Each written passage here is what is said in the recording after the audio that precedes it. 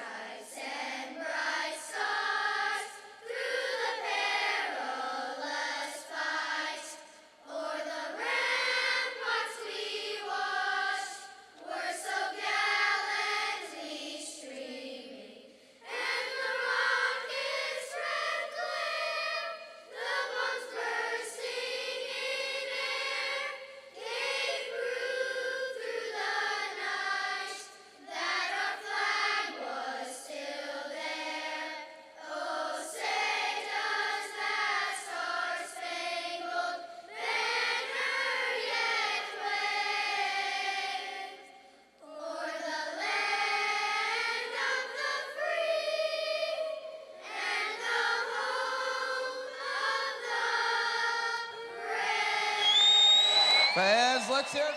Superb job on your anthem this afternoon, and we are ready for hockey. Again, the Icemen have lost their last 3. At least they haven't won in regulation. They are 0-2, 0-1 in their last 3. As for Orlando, they're coming off a loss last night in South Carolina. The South Carolina Stingrays did the Icemen and everybody else in the upper half of the South Division a favor last night by defeating the Solar Bears. And I got to tell you, I am excited about this goaltending matchup as well today. It's the same matchup we had from this past Wednesday. Francois Broussard for Jacksonville, Brad Barone for Orlando. These two netminders were stellar on Wednesday. It was a 1-0 victory for the Solar Bears. They got the only goal midway through the 3rd period on a deflection from Sean Element. And so Jacksonville looking to get the puck by Brad Barone, hopefully early today. Have them feeling pretty good about themselves offensively. I will say the Icemen also shorthanded up front.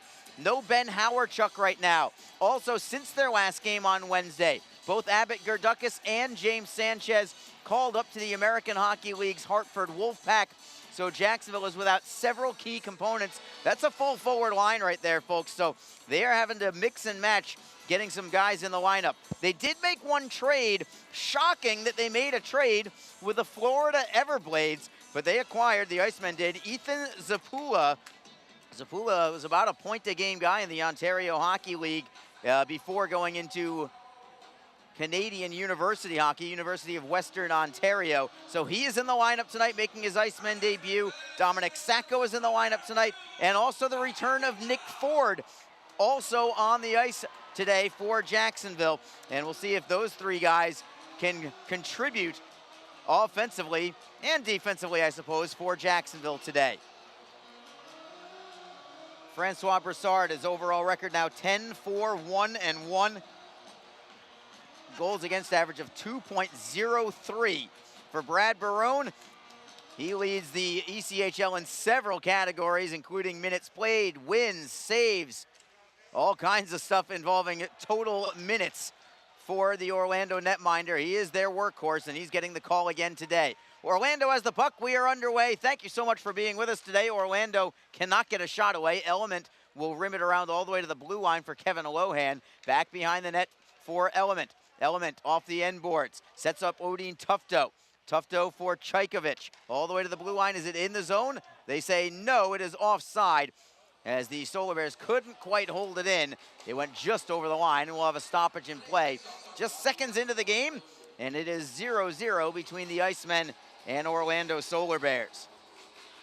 With Jacksonville having not played since Wednesday, both the Atlanta Gladiators and Florida Everblades had opportunities to gain points on Jacksonville, and That's exactly what they did. So the Icemen, as they get a steal, Jacksonville does, they'll take it into the zone with Ethan Zapula for Joey Side. Centering pass, deflects towards goal. Zapula can't get the shot away. Barone had to make a big save early on in the opening minute. Jacksonville gets the puck back. Right side, it's Berzola. Wrister and a screen. Save is made. Rebound out of play. Barone with the stick save, redirecting it over the glass. So good work there from Ethan Zapula in his Jacksonville debut, with the Icemen in their gray uniforms again with the Script Jacks logo in front. He is paired off with Joey Sides and Luke Lynch.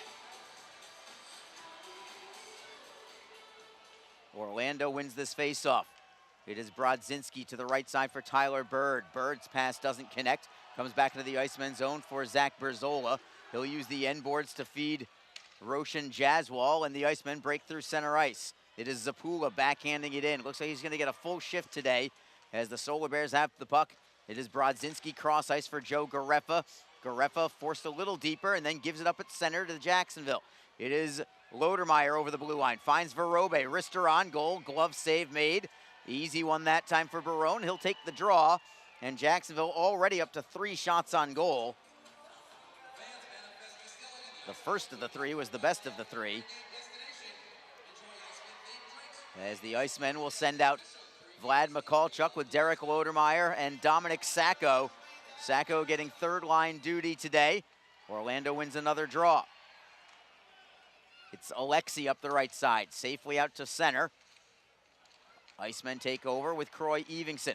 Lead pass ahead. Sacco takes it over the blue line, but this will be called offside. Several whistles in the opening minute and a half, maybe just a couple ticks more than a minute and a half, but feel like we're at about 4 or 5 whistles already. So faceoff will come outside the Orlando line. The Icemen looking for some offense today. It has been tough to come by lately. Losses in the last 2 games to Orlando, 1-0, and then a 5-2 defeat to the Norfolk Admirals. Jacksonville with another wrister on goal all the way from center ice. Barone gloves it and drops it down for Steve Alexi. Solar Bears chip it off glass and out. Evingson couldn't locate the puck at first. It comes back into the Jacksonville zone. It's Verobe spinning away from a forechecker and Dylan Fitz. Evingson right up the middle. Lodermeyer redirects in. Jacksonville changes on the fly as the Solar Bears rim it around all the way to center. Brendan Harris looks for the steal. Couldn't get it. Element gains the red line. He'll toss it into the right of Broussard. Sean Giles first on the puck, feeding Brandon Fortunato. Fortunato missed Wednesday's game along with Craig Martin, but they are both in the lineup tonight and couldn't have happened quick enough as Jacksonville plays it back into the offensive zone. It is Elmer off the wall for Martin. Centering feed, looking for Harris. It's out of his reach. Harris takes it off the wall, however. Feeds Elmer, right circle. Pinching in, trying to activate as Elmer couldn't get it away from a man. Orlando in transition, they've got numbers. Element up the left wing side. He is onside. Jacksonville back defensively. And a centering feed is deflected off a skate, and here come the Icemen. Only to have it stolen back by Sean Element. That was a great back check by Sean Element. He started the offensive rush and then finished it off defensively. Sent down from the Syracuse Chiefs. Again, he had the only goal of the game Wednesday night in a 1-0 win for the Solar Bears. He's an impressive player. Good size on him as well at 200 pounds. Jacksonville back into the Orlando end. Barone will feed it around, but it is the Icemen first on the puck. Centering feed, deflects up high. It goes to Orlando. Tyler Bird to the right for Joe Gareffa. Gareffa into the left wing corner, right side of Broussard. Huge hit from Jacksonville's Zach Berzola on Tyler Bird, and that sends the Icemen up ahead. They may have a 2-on-1. Sides with Zapula. Zapula back to Sides. Great save made by Barone. Jacksonville with a wonderful setup on that 2-on-1. Ethan Zapula with the setup for Joey Sides, but Barone just a better save. Jacksonville back through center ice. It is Sides over the blue line. He falls down and blows a tire. That sends Orlando the other direction. It's Gareffa with a slap shot. It deflects wide of the net. Broussard will skate a stride out of his crease in order to glove it and take the face-off. 16:04 to go in period number 1. It is 0-0. Jacksonville out shooting Orlando 4-0. And what a great setup that was from Zapula to Joey Sides, but Barone able to make the stop. Sides couldn't find an opening, tried to go 5-hole, but Barone was there with the butterfly to take away the lower part of the net. Jacksonville wins the faceoff. They'll play it to the neutral zone. Orlando dumps it right back in. Evingson around the wall. Sacco unable to clear it yet. Right at the blue line, about 5 feet inside the line. Orlando taps it a little deeper, but the Icemen have possession. It is Michalchuk. Lead pass is deflected. It goes to Lodermeyer, however. He'll redirect in. Luke McGinnis around the back of his cage. Gets away from Lodermeyer with some speed. Indirect feed. Looking for Fabrizio Ricci. Ricci gets ridden into the glass by a Jacksonville defender, Pavel Verobe, and that sends the Icemen out on a clean breakthrough of their own zone. It's Sacco with a wrister just over the crossbar. Didn't miss by much. He had Barone beat to the blocker side. Jacksonville holds it in, trying to kick it into the corner as Fortunato goes behind the net for Vlad Michalchuk. Michalchuk in the right wing corner, shielding the puck with his body. Fans want a penalty call, they won't get it. Now it's Harris in the high slot. Leaves it, wrist shot just wide, redirects, and Barone knocks it into the corner. Jacksonville gets it back. It is Giles behind the net for Michalchuk. Michalchuk to the blue line. Harris handles that pass very nicely and then walks the line and holds the zone. Giles at the right circle on his backhand. Skates away from a man, throws it off the end boards behind the net. It's Harris, back for Giles. Giles for Harris. Again, he has to handle it in a backwards sort of way. Wrister towards goal is blocked. Rebound. What a save by Barone. He is on his game again. 14:33 to go. Still 0-0. It has been all Icemen, but Orlando's netminder, Brad Barone, keeping his team in it again. He is having some kind of season, and he's played great against Jacksonville as well. Barone this year against the Icemen, a goals against average of only 2.20, and he is showing you why, not only today, but also Wednesday, as Jacksonville gets another shot away. It didn't miss by much, wide to the glove side. Redirects off the boards all the way into the Jacksonville zone. The Icemen pick it back up. It is Elmer. Ahead for Martin. Back for Elmer, who's over the blue line, only to have his pocket picked. But now a steal. Harris all alone, and he missed it. A slapper from 20 feet out. He had to hurry with the release. Jacksonville gets it back at center. It is Harris. His pass is deflected. He gets it back and clears in. Delayed offside, and the Solar Bears now break through center. It is Odin Tufto. Tufto loses it to Berzola, but it's still in the offensive zone for Orlando. Centering feed, knocked away. Here come the Icemen. Zapula by himself. Berzola very slow to get up for Jacksonville. Sides can't handle the pass. Gets it back, centering feed, knocked away. Comes free. One-timer from Jaswal is blocked into the corner. Orlando gets the loose puck. 13:34 to go in the first period. It has been all Icemen out shooting Orlando 5-0. I feel like it's actually been even more lopsided than that. Solar Bears with an airmail pass goes by everybody. This is going to be icing against Orlando with 13:22 to go. And right now it is the Brad Barone show for the Solar Bears, just as it was on Wednesday evening here. The Icemen have got to find a way to solve this netminder. Faceoff will come to Barone's right. The Icemen will send out Luke Lynch with Joey Sides and Ethan Zapula. Orlando wins the draw, trying to clear it. Deflects, comes free to Jacksonville. Going towards the right point, Brandon Fortunato on his backhand. Feeds the corner for Luke Lynch. Lynch up the wall, stolen and cleared out by Orlando. It comes to center ice. Sean Giles, D-to-D for Brandon Fortunato. Fortunato waits for some help, moves it up the middle. Tapped into the zone by Nick Ford. Orlando gets it right back. They'll gain center before forehanding behind the Jacksonville net. It's Giles spinning away from one man, double team, but still gets the puck away. And the Icemen will flip it high into the air. Solar Bears take over in their own territory. It's McGinnis up the wall. Picked off by Jacksonville and cleared in. The Icemen clear the zone and they'll go into forecheck. Orlando right up the middle. Luke Boca over the blue line. Feeds Dylan Fitz into the high slot. Wrister is blocked. Comes back to Fitz. Shot is deflected over the crossbar by Evingson. Jacksonville knocks it into the corner. Boca tries to feed it underneath for Dylan Fitz. Evingson is there. He pries the puck loose. Well done there by Croy Evingson as Jacksonville gets it to center ice. And the Icemen maintain possession. Pavel Verobe just away from a forechecker. It's Lodermeyer dropping it back to his own zone. Croy Evingson, look out, dangerous pass. Elmer fortunate to get it away from one man, but the Solar Bears get the steal. One-timer from Ricci, deflected by Evingson, out of play. So the recovery from Evingson after a tough pass that resulted in a turnover for the Solar Bears. We will take a break and return in just a moment. It is 0-0 between the Jacksonville Icemen and Orlando Solar Bears. This is Jacksonville Icemen hockey.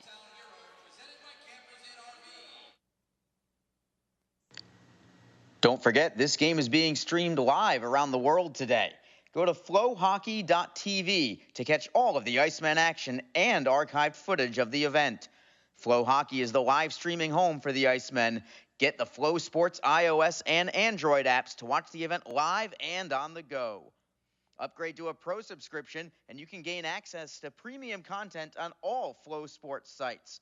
This includes more than 1,000 live events, original documentaries, exclusive training and technique videos, and much more. Follow Flow Hockey on Twitter, Facebook, Instagram, and YouTube to get the latest news and updates from the Icemen and other upcoming Flow Hockey events. Flowhockey.tv, the new streaming home of the Jacksonville Icemen and the ECHL.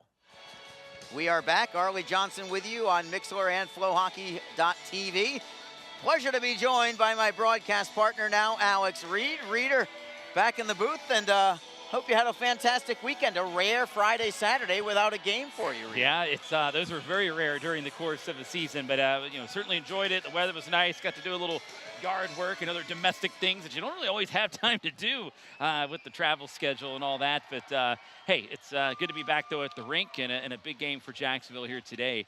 They're trying to get out of this little three-game winless slide they're in. A very important game for Jacksonville. Orlando gets a shot away. That goes off the side of the net. Broussard may have gotten a piece of it. Icemen flip it up the wall, trying to golf it out as Elmer. He can't do it. Orlando has it. Chaykovich skated towards the goal, but he forgot to bring the puck with him. Now it's tied up along the wall. Icemen pull it away. Elmer up the right side, tries to beat his man wide. That's Nolan Valou. Tapping at it is Martin. Martin is on the puck, looks for a man in front, centering feed. Goes by Elmer. He'll take it off the wall and hold it in the zone. Elmer for Martin. Couldn't keep it in. Went off the toe of his stick and back out to center ice. Jacksonville resets. It is Harris over the blue line. He'll play it down low. First on it for the Solar Bears, Michael Brodzinski, leaving it for Nolan Valou. D-to-D pass again. It's Brodzinski ahead for Joe Garefa. Garefa over the blue line. Onside to the right. Wrister by Langen is deflected. Orlando gets it back towards the line. They'll hold it in. Shot is blocked in front. Lynch got a piece of it. And Jacksonville will play it to center ice. 10:42 to go in the first period. Still 0-0. Puck is in the neutral zone. Solar Bears have it. It is McGinnis up the left for Garefa. Wing-to-wing pass. It's Luke McGinnis. Pass goes off a skate. McGinnis gets it back, flipping it to the right side for Alexi. Jacksonville again, not even allowing Orlando to get the puck into the offensive zone. They can't even clear it in right now. Another breakup by Jacksonville. McGinnis again tries to clear it in deep, but he can't do that one either. And it's going to be Berzola playing it into the Solar Bear zone. Well done by Jacksonville, bottling up the neutral zone as the Solar Bears break it up the left wing side. It's Garefa, tries to split a couple defenders. He does, he's onside, cuts to the right side, backhander goes wide, comes all the way to the top of the circle. McLean throws one wide, comes to the blue line on the opposite wing. Tyler Bird will hold it in. Around the wall, golfed at and cleared out by Joey Sides. Let's go Icemen, the chant here.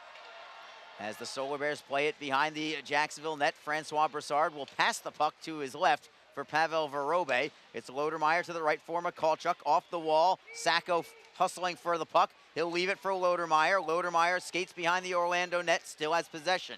Lodermeyer towards the blue line. Gets sent around the wall. It gets blocked there. Coming back towards the blue line. Evingson gets thrown down on the play. No call. Fans wanted a penalty. Solar Bears have the puck.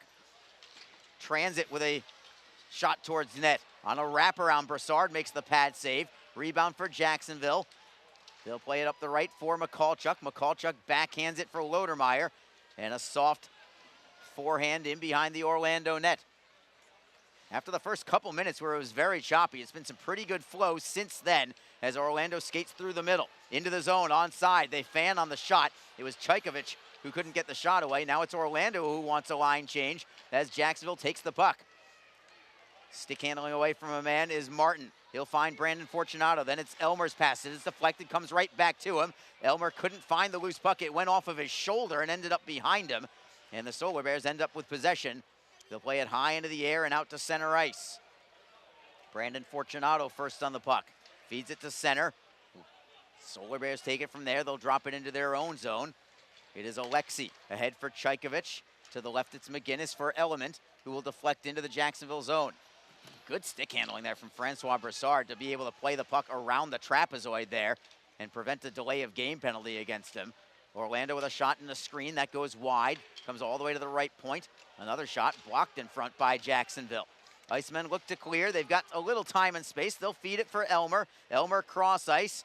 Finds Nick Ford. Ford is into the zone onside. Ford with a wrister deflects on net, and Barone forced to make the save. We will go to break with 7:46 to go. Sticks up high here, and it is going to still be 0-0 midway through the first period. Back in a moment. This is Jacksonville Icemen hockey. Tonight's game is brought to you by the ECHL, celebrating its 34th season of affordable family entertainment.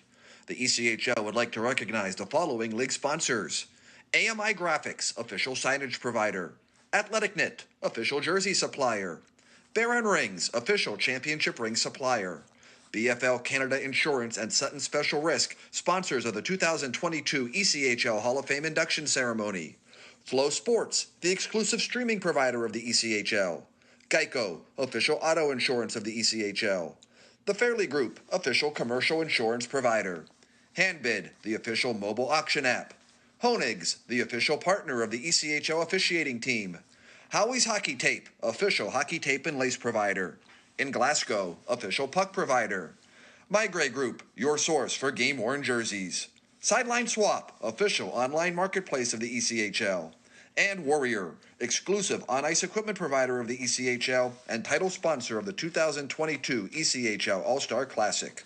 Catch all of the ECHL action live in high definition by logging on to flowhockey.tv. Face off in the Orlando zone. Again, thank you so much for being with us today on this Sunday matinee affair. Along with Alex Reed, Arlie Johnson with you. Face off is in the Orlando zone. Solar Bears win it. They'll play it to the red line, no further. Icemen are right back. It is Luke Lynch to the right side for Zapula. Zapula tapping it underneath. Lynch gets ridden off the play by Lohan. Orlando stick handles away. It is Tristan Langen up the right side. That was a good outlet for Joe Gareffa for the Solar Bears. Gareffa looking for the high tip for Langen, but it was well out of his reach. Orlando holds it in, however. Tyler Bird behind the Jacksonville net. Indirect feed to the line. It's Alexi, cross ice for McLean. Slapper and a screen, blocked in front. Jacksonville has a man ahead of the play. That's Zapula. Trying to flip pass for Zapula. Couldn't get there, and it's going to be Barone playing it around the wall instead. Ford couldn't figure out how to get the puck to Zapula. He might have had a breakaway had he been able to find that pass to him, Reader. Yeah, it was there. The option was there. Zapula just kind of drifting in behind the defense there. He did go for the lob. I think that was probably his best option to try to get it through all that traffic. Just didn't have enough touch there to get it to him perfectly, and it rolled away. Orlando into the offensive zone. Again, the fans want a penalty. It's the third time I've said that in this first period, but no penalty coming. Orlando gets possession in the offensive zone. They'll bring it right through the slot, nobody home. Valou pinches in from the blue line to hold the zone, but Jacksonville gets it right back. And they will break out with Verobe to Sacco. Sacco chips and chases. Transit going after the puck. Barone had to wait for the puck to get into the trapezoid before he could play it. Valou will reverse it, and he'll find Jake Transit with a little time and space. Transit gets to center ice, tries to clear in. It goes off the curved glass right by Jacksonville backup netminder Charles Williams. Comes off that glass. And look at Matt Conti there on his birthday, wiping the glass right by the right side of Williams. Love seeing Matty Conti in there. His birthday, Reader? Is that right? It is his birthday. Happy birthday, Matty. It is for Matty and Danielle in our office. A happy birthday to her as well. But yeah, look at, I mean, just attention to detail there with the splatter that hits and the fans that look out that side. He's looking out for the fan there, wiping it off. Absolutely. Attention to details from Matt Conti. His work is never done. Never. Also want to add Kyle Mckenzie once again in a suit and tie behind the bench as a non-uniform player. He's on injured reserve right now, but head coach Nick Luco, assistant coach Brandon Maschenter really like having him back there just for encouragement for the guys as Orlando gets a shot away. That's the first tester all period on Francois Broussard. He makes the save up in the chest and will take another face-off. Yeah, exactly. And that was just a quick face-off win. Good lane there and a good shot and a good save made by Broussard. And you were talking about Kyle Mckenzie, and I know that the coaching staff like having him out there on the bench while he's nursing an injury right now. I know they'd rather have him on the back end. Yes. He's been so good, but he was playing hurt for.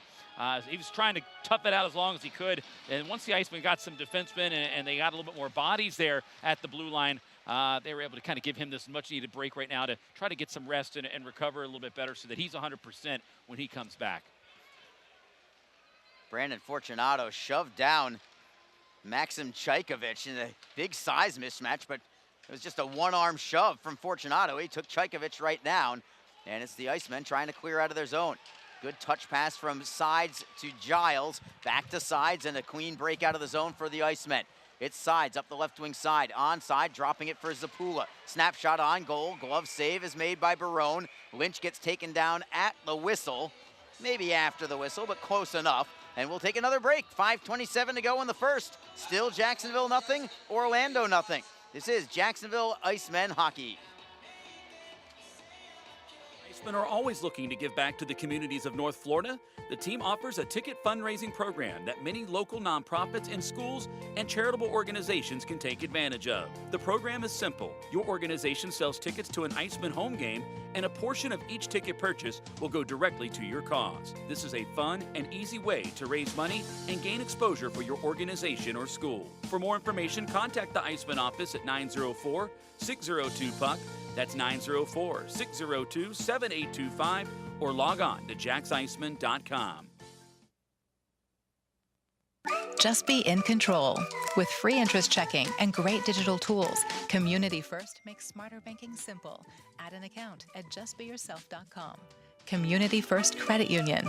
Just be yourself. Federally insured by NCUA.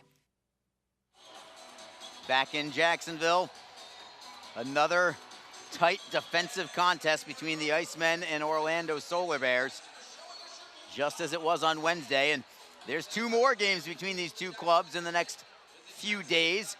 Jacksonville hosting Orlando this Wednesday night. And then the two teams will switch venues and head to downtown Orlando Thursday evening. 4 games in a row for Jacksonville against Orlando. Solar Bears with the puck in the offensive zone, centering pass knocked away by the Icemen. Played up the wall by Martin, not out yet. Orlando holds it in, shot towards goal, just missed from Gareffa. Goes back behind the net, Gareffa gets it back at the right circle. He's defended by Jaswell, well done. 3-on-2 breakout for the Icemen. Over the blue line is Elmer, onside. Elmer takes the shot, save, rebound, just wide from Martin. Great setup there as the Solar Bears will play it out to center ice. Good purposeful shot there from Elmer to go low blocker side for that rebound, and they did get the rebound. They just couldn't put it back on frame. Orlando back into the Jacksonville zone, delayed offside for the Solar Bears. That gives the Icemen plenty of time up the right side. It's Mikulchuk moving it forward, lost the handle. Solar Bears get it back at their own line. It is Transit gaining center. He'll chip it off the short glass, deep into the Icemen zone. Verobe away from one man, got tripped up by Orlando. Verobe, good hustle and second effort to get the puck free, and it's played into the Orlando zone now by the Icemen. Michael Brodzinski, lead pass ahead, goes by everybody. Is this icing? Yes. With 3:58 to go. It's as if the ice has been slanted to the right side for most of this entire first period, Reader. But again, we are looking at the Brad Barone show, and you've got to find a way to get to him early. I'd love to see the Icemen get on top sometime in these next 4 minutes before going to the break. Well, the effort's been there for Jacksonville. They've set up the opportunities. They're getting their opportunities. They just can't bury them. And again, they're running into a hot goaltender, Brad Barone, who's now has 20 wins. I think he's made 19 straight starts for this team, Arlie. It's unbelievable. He's been, and they've had a pretty rough stretch here lately, yet he continues to perform well. What a career year for him. We've talked about it. We've highlighted the fact he's kind of a journeyman. He's played for about 9 different teams in the league and has really pieced it all together this year. And Jacksonville's had a difficult time with him here. And he's the guy, though, if you get to him early, he can kind of unravel a little bit, and he gets stronger as the game goes on, as he starts to get in a groove. So it's going to be imperative Jacksonville pops one in on him here and just kind of gets him to maybe open up a little bit and start thinking. Well, Orlando, I don't know if they're tired or not, but I can tell you Brad Barone is not. No. his third game in 3 days as Jacksonville looks for a loose puck at center. They can't quite get there. And just too many starts to count while we're doing the play-by-play. Maybe we can get it during a break at some point. But, I mean, you can just look at the list of Brad Barone starts all the way down the line. 4 games in 5 days for Orlando, 3-3. Brad Barone does not care, as Jacksonville is called for icing here. Yeah, this is the 19th in a row. Ooh. 19th start in a row. I know a lot of their goaltenders have been up, and but yeah, they've been riding him without question here as of late. And, you know, again, he's leading the league in wins with 20, and that's probably because he's getting a lot of opportunity. Now, had a tough outing last night. He allowed 5 goals there in that 5-2 loss to South Carolina, but he gets up for Jacksonville, and he's played well in this building. We saw him in the All-Star game, Arlie, and he was excellent in there as well. So, again, he's had a very good year, but he has Drake Barahowski and the assistant coach, Jared Stahl, for the Solar Bears there. They are certainly confident in him. I'm just surprised to see him playing really with all that he's been playing lately, a 3-3. Hey, that's not why we're in there. It's not our job, but he's so far so good. He's been able to weather the storm and doesn't seem to have any shakiness or rust. No, if he's the bell cow, he's the bell cow, and I'm sure he's letting his head coach know if he is ready to go or not ready to go, and time and again, he has been ready. Faceoff is in the Jacksonville zone. Orlando got a shot towards net that was blocked and deflected into the corner. Jacksonville plays it out to the Orlando end, and a steal from the Icemen. Joey Sides is by himself for the now, just trying to keep it in the zone. Couldn't quite do it. Elmer was able to get the steal just over the blue line on the neutral ice side of the blue line. So we'll bring it back to neutral ice, and a face-off there. As the Icemen, I like this line as Nick Luco has juggled the lines a little bit, but I like seeing Brendan Harris in the middle with Craig Martin on the left and Jake Elmer on the right. I think this could create a lot of opportunities for this trio. Nice balance. There's a lot of speed on there. A little bit of size in Elmer's case, and he will use it on occasion too. And now Orlando gets a steal. It is Tufto behind the net, centering pass. Broussard makes a big save. Shajkovic got a piece of it as Jacksonville had lost the handle at their own blue line, and the Solar Bears get an excellent opportunity, but it was very much in tight. Broussard kind of knew where that puck had to go. The only shot they really had was to try and go between the legs. That was it, and he had a good positioning, good set there. He just had to make certain that he squeezed the pillows together, and he did just that there. There wasn't a lot of options for Orlando, but it was an opportunity nonetheless. Tough spot there. I think the defenseman for Jacksonville just kind of stumbled a little bit, maybe lost an edge there, and in the process obviously allowed the forecheck to take the puck away on the rush. Jacksonville wins the faceoff. Looking to play it ahead is Jake Elmer. It's a 3-man attack. Elmer onside, looking for a trailer, throws it cross ice. The back check from Odin Tufto knocked it away from Brandon Fortunato. Icemen hold it in the zone, however. It is Martin, good feed to the right circle. Brendan Harris has some space. Into the slot is Harris. Wrister on net, and the save again made by Brad Barone. What a phenomenal deke that was from Harris to go from the outside right into the slot. He knows where to find the dead areas in a good shooting position. Yeah, that's what you like to see out of a forward, and you want them to have that killer instinct, just to go for the goal, and he did just that there. Great job. He's got good speed and elusiveness there. He was able to cut and make a couple of moves and get himself into a prime shooting lane right in the middle slot. Just couldn't finish it off, and again, Barone seeing another scoring chance that he's able to put away. Icemen out shooting Orlando 9-4 right now. Solar Bears are going to be offside as they try to gain the offensive end.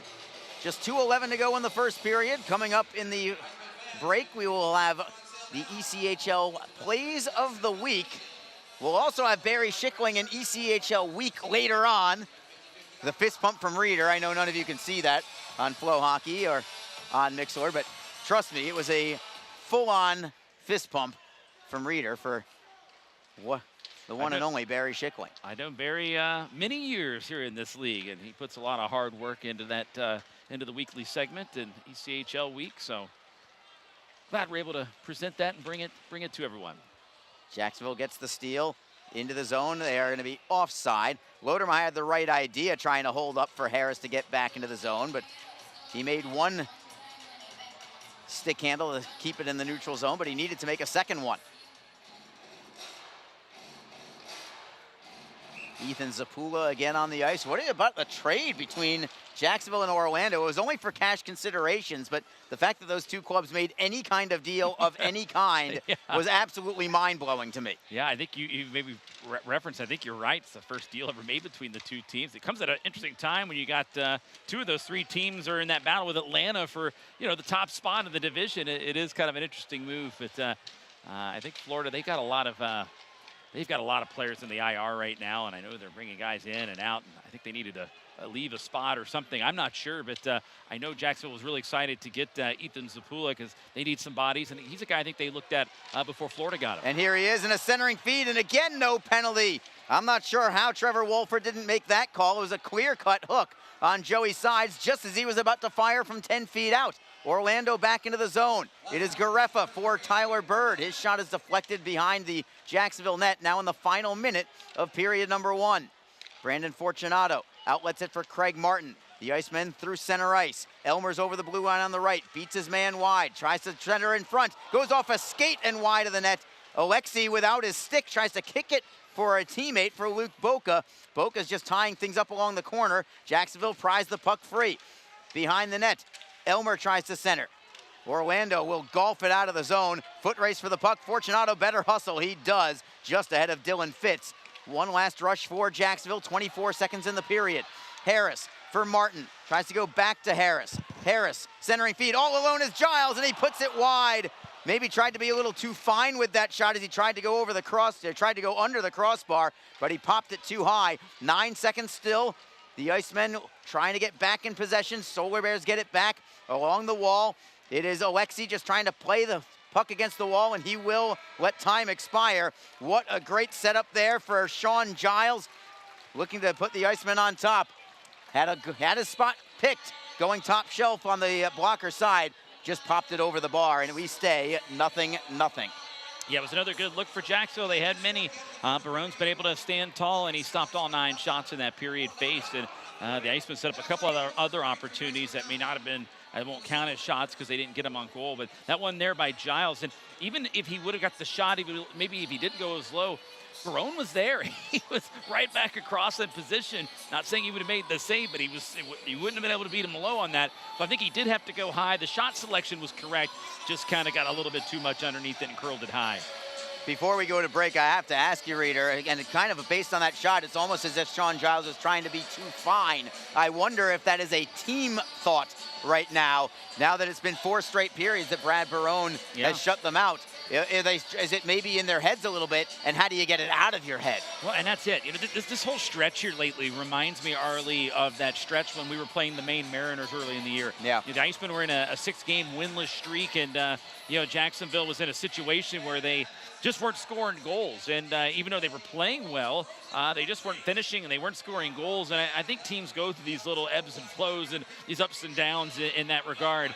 And I think they're in one right now. And I think now that you're seeing a goaltender who shut you out on Wednesday, and now all of a sudden he did another period of shutout hockey, and now here you go. So it's a situation where it probably does get in your head a little bit more mentally than anything, but it's just going to take one to put that over, get that all said and done over with, and these guys can get back to business. Meanwhile, defensively, the Icemen have been very stout in the first 20 minutes. Only 4 shots on goal allowed. I think only maybe one of them of any kind of quality on Francois Broussard. Yeah, that's it. I mean, there was the one off the face-off, and then they had that other one on the turnover, but there wasn't a lot of options for Orlando. I mean, again, Broussard's doing his job.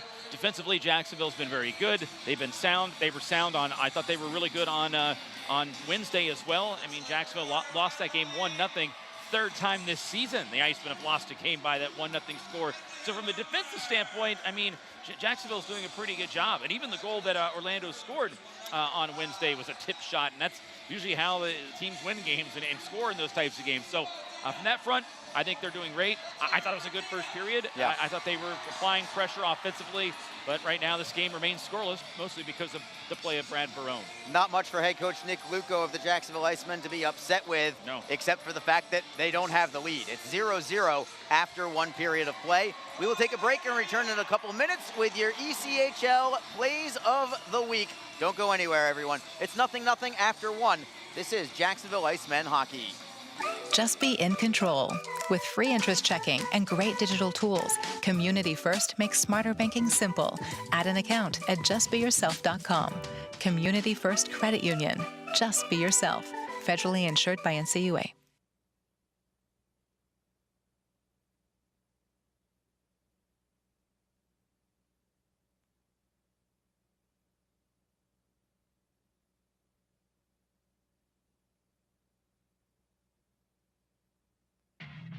NHL players have amazing talent, and some of the very best developed right here in the ECHL. Beagles in, he scores! Now, follow all your favorite ECHL alumni every night on NHL Network's primetime hockey show, NHL Tonight. Both teams recognize how big this matchup is. Fire save by Dubin, rebound! Goosebump stuff. NHL Tonight, every night 6 Eastern on NHL Network. Hi everyone, this is Allie McDeal from the Best Bet Poker Rooms. Experience the popular Vegas-style game Fortune Pai Gow Poker. Both locations are now playing Face Up Pai Gow. It's more fun to play than ever. You could win up to $25,000 on a single $5 bet. Come play at either Best Bet location today. What is your role in the fight against cancer? The answer could be as simple as driving your car. For many cancer patients, getting to and from treatment is one of their toughest challenges. The American Cancer Society needs volunteer drivers to help provide transportation for people in your community. Through the gift of a lift in your car, you can help patients take one more step in the road to recovery. Get in the driver's seat in the fight against cancer. To find out more, call your American Cancer Society at 1-800-227-2345 or visit cancer.org. If you feel that passion is just a start, if you think practice is never over, if you believe speed limits are just for highways, and Saturday mornings aren't made for cartoons. If you try, fail, learn, laugh, repeat, compete, respect, and unite, then you belong on our team. Join now at team.ccmhockey.com.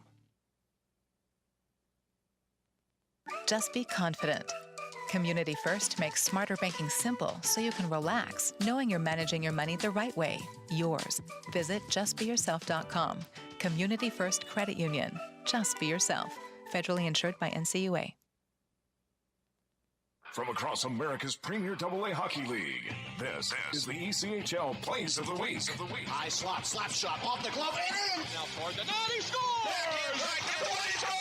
Slip back out to the blue line, shot, scores! Rodney scores! It's rewrite the record book! It's a hat trick! He skates in over the line, deep, shoots, in the slot, shot, save, game is over! Hello, hockey fans, and welcome to another edition of ECHL Plays of the Week. I'm Jason Miles, voice of the Wichita Thunder, and your host of this week's best calls around North America's premier AA hockey league.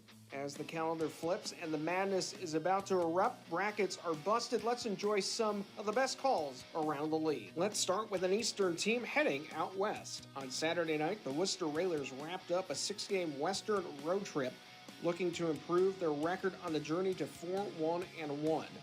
Railers forward Ross Olson was held out of the lineup the previous 2 nights, but made his presence known in front of a raucous crowd in Boise at the Idaho Central Arena, completing his second hat trick of the season with his 3rd goal. Railers back deep in their defensive end, right wing corner. McCurdy lays it over diagonally to the near half wall. Koski will float it out through center. It finds Olsen in the high slot, rolling puck. He shoots, he scores! That is a hat trick for Ross Olsen, and the Railers take a 3-2 lead with 17:57 to go in the 3rd. That was Cam McGuire on 98.9 Nash Icon, the Railers radio network. We stay in Boise as the Steelheads closed out February with a tumultuous tilt with the Worcester Railers for their first weekend series in franchise history.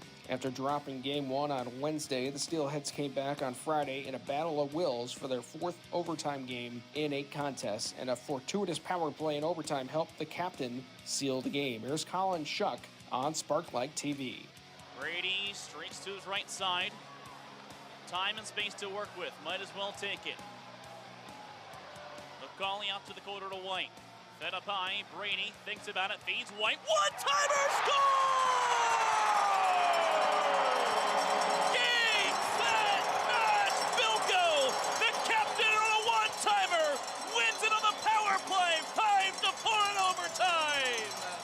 A.J. White helped the Steelheads earn the win, and after the weekend series, he sits second in the ECHL for power play goals with 10.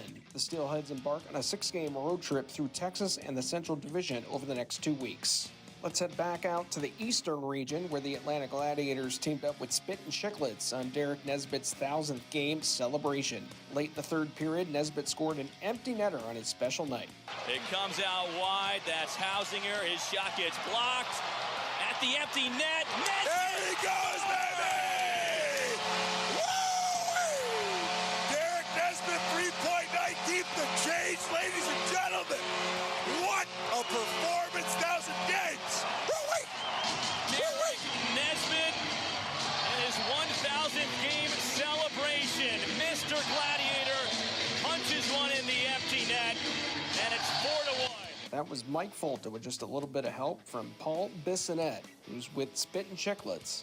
Atlanta won the game 4-1 against Norfolk. We go south to Florida, where the Everblades won all 4 of their games last week. Forward Michael Neville sparked the Everblades attack on a Wednesday, netting his first 2-goal game of the season in a 6-0 win over Orlando. Playing it in deep, got it around behind the Orlando cage as Barone tries to fish it around the wall. Cut off there, centering feed, chance at the side, score! And it's Neville! And it's 2-0 Florida! That was Mike Kelly on the Florida Everblades Broadcast Network. We go north to Maine, where the power play has held the league's top-ranked power play for the entire season, and lately one man has been single-handedly leading the charge. Mariners forward Cam Askew has been on quite a streak as a power play specialist, scoring an extra man tally on Saturday for the 5th consecutive game. Now Latesta shakes away, feeds the left circle. Santos makes a move, drives in, then empty net. Cam Askew does it again. 5 straight games. Cam Askew has scored on the power play as Santos drove the net, and Askew was there to finish it off. The Mariners have answered with 12:45 to go in the first. It's 1-1. That was Michael Keeley on the Mariners Broadcast Network. Askew's run has pulled him into a tie for the team lead with 16 goals on the season, half of which have come on the power play. The Mariners power play went 5 for 9 on their 3-game road trip last week, as they took 2 of 3 from Trois-Rivières and Adirondack. We move further down the coast. Last Wednesday, the Jacksonville Icemen thrashed the Norfolk Admirals by a 7-3 margin. Norfolk would get a chance at redemption on Saturday night at the VyStar Veterans Memorial Arena. In front of a huge crowd, the Admirals stunned the first-place Icemen by corralling their 18th win of the season. Alex Tonge registered his second hat-trick as an Admiral with this empty net goal. Harris comes in, Corson intercepts. Now Tonge tries to clear it out. Edingson keeps it in. Good effort by Tonge. He's going to have a look. Here comes Tonge for the hat-trick. Bullseye! Alex Tonge's second hat-trick as an Admiral. His first hat-trick of the 2021-22 season, which will ice the game for the Admirals. And that sends Icemen fans here at VyStar Veterans Memorial Arena to the exits. With 3 goals, Tonge now sits tied for 4th in the league with 21 red lights. That was Weston DeWitt with the call on the Admirals Broadcast Network. On Saturday, the Cincinnati Cyclones and the Allen Americans met for their second of 3 scheduled meetings in the Queen City. Both teams were in search of a hero as the contest required more than 60 minutes. Bean will get it. Left there for McLeod. Matt McLeod will get as many shifts as his legs can take, and McLeod skates through everybody. Breakaway shot, he scores! Matt McLeod in overtime! Fast as the flash, and with 1:29 to go in 3-on-3, McLeod gets the Cyclones a victory. That was Andrew Mossbrooks on the Cyclones Broadcast Network. Matt McLeod scored a thrilling OT winner for the Clones in front of over 6,000 fans inside Heritage Bank Center to give Cincy the 4-3 win. The Cyclones would go on to sweep the Americans over their 3-game season series. We head back to the Midwest, where the Iowa Heartlanders entered March riding a 6-game winning streak, longest in team history. Fast starts for the Landers keyed their most recent wins versus Fort Wayne in a weekend sweep. Jake Smith, gotta watch him. He centers it. Soke scores! Ben Soke, it's 1-0 Iowa. 15:26 left in the first period. A wrist shot from the slot, fed by Jake Smith. Landers yank it with Kuffner. Feeds it slot, shot, score! Zach White! 1-0 Iowa, 1:05 in, White from Kuffner. Iowa never trailed in those wins versus the Comets at Extreme Arena. You heard Ryan Kuffner's name in that second goal. He led the league with 23 points in February. David Fine with the call on the Heartlanders broadcast network. We head to the Circle City, where the Indy Fuels have remade their roster as they attempt to climb the Central Division standings, acquiring 6 new players in February in 4 separate deals.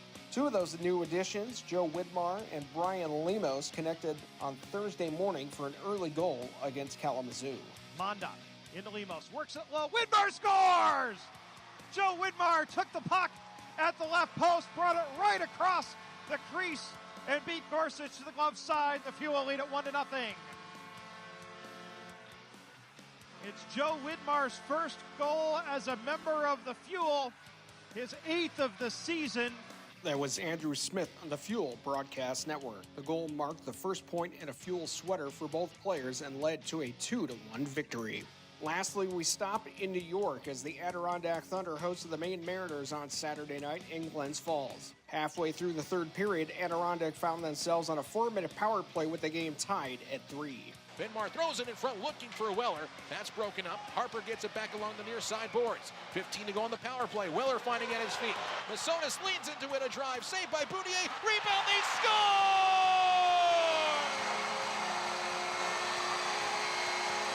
Sebastian Benmar gets his second of the game. It's a power play goal for Adirondack, and it's 4-3. The Thunder added an empty netter to hold off the Mariners for the 5-3 win. That was Evan Pivnik on the call on the Curtis Lumber Thunder radio network. That will do it for us here on the ECHL Plays of the Week from last week. As we head into March and the playoff push, we hope you enjoy, fans, as we get down to the final stretch of the season. Thank you so much to my colleagues for their great calls last week. I'm Jason Mouse signing off. Enjoy the rest of your week, folks, and take care.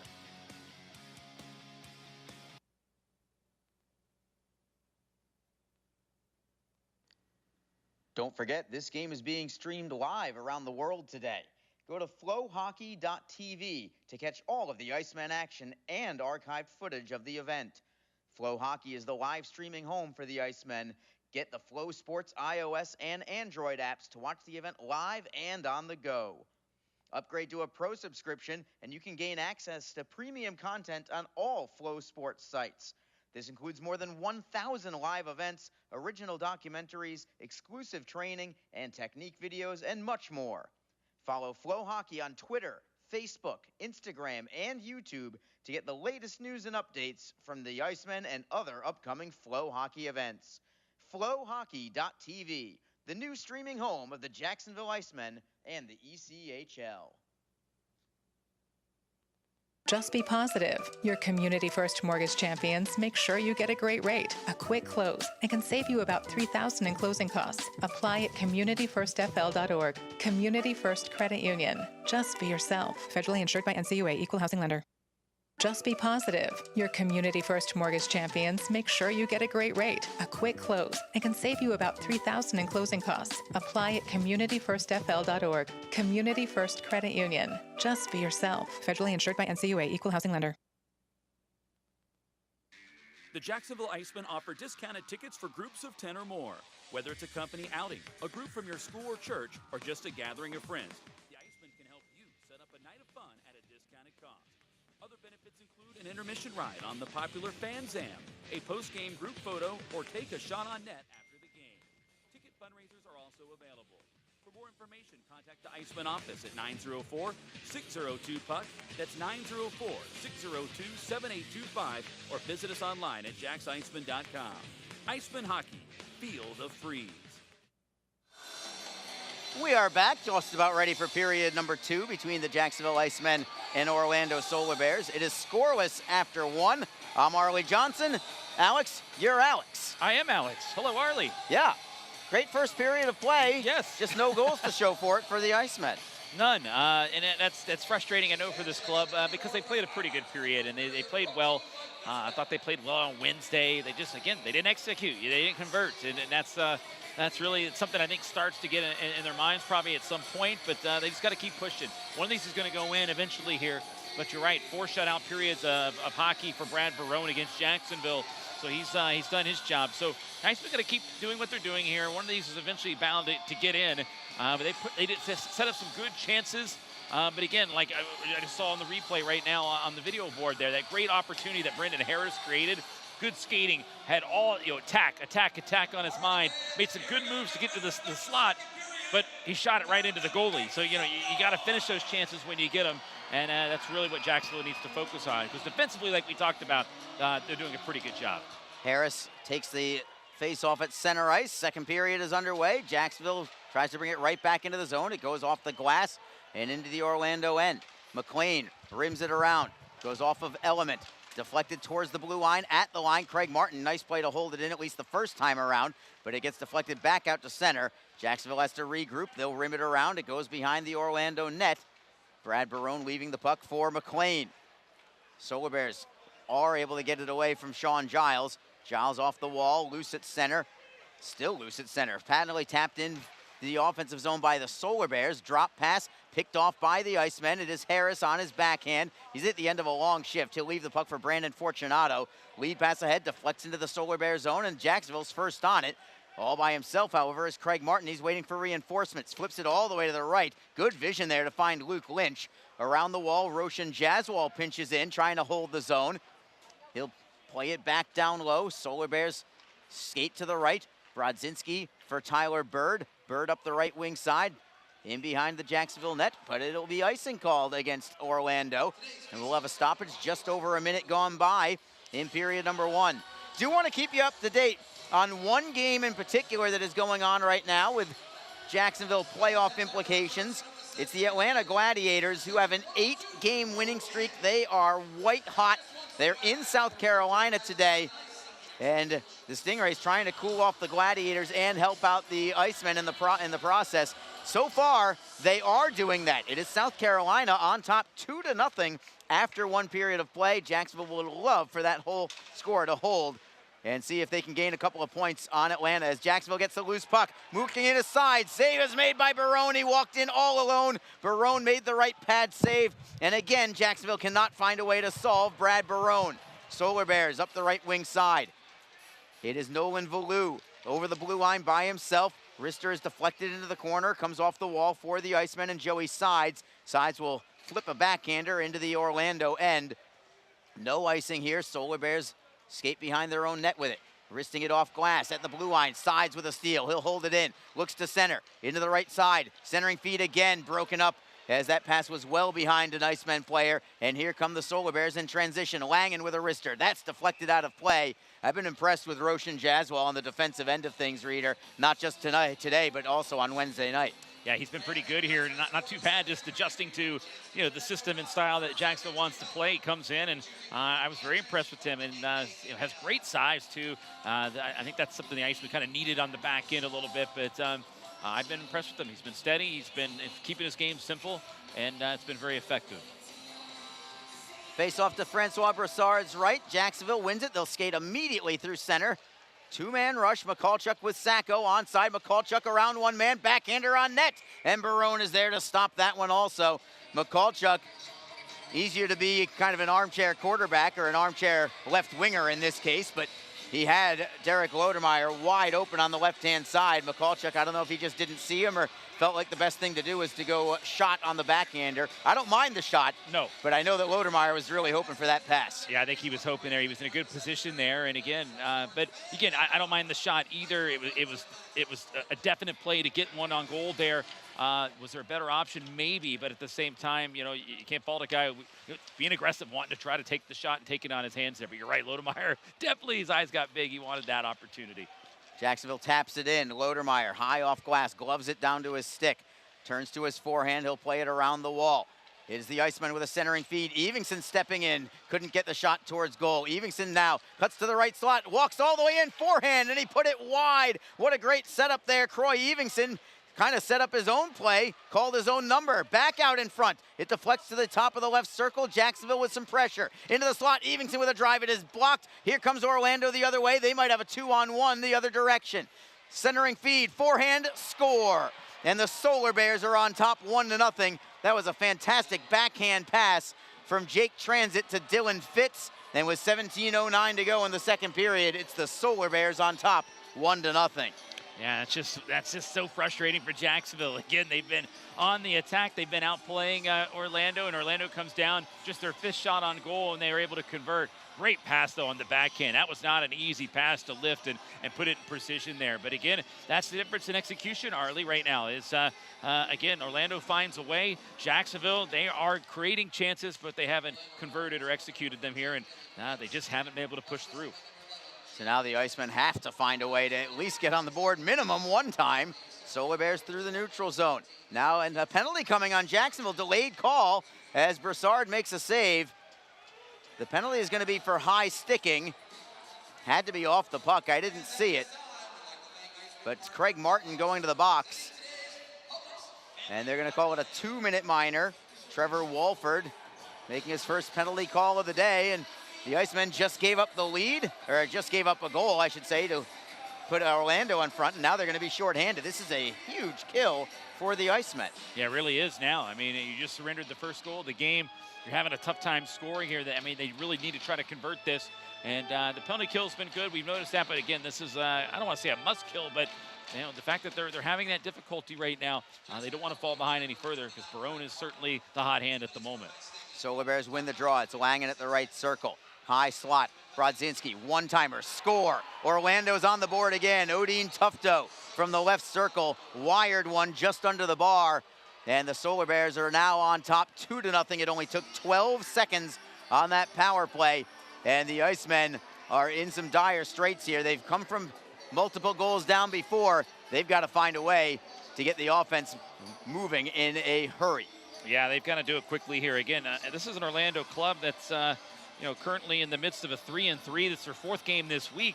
And, you know, they came in late last night. They're the tired team. The Icemen well rested. And so Orlando, they've come out here. They've done exactly what they needed to do. They've built a lead. And that's going to help them as this game goes on, because at some point this team's going to get a little bit more tired, probably in that 3rd period. And that's where Jacksonville's going to have to take advantage. But Jacksonville's got to stay in the game here to give themselves that chance. Have to have the next goal. Orlando into the zone, however. Tyler Bird with a centering pass. That is knocked aside by Roshan Jaswal. Jaswal deflects it ahead. It is played out of the zone by Craig Martin. Solar Bears now at center ice. Langen will backhand it in.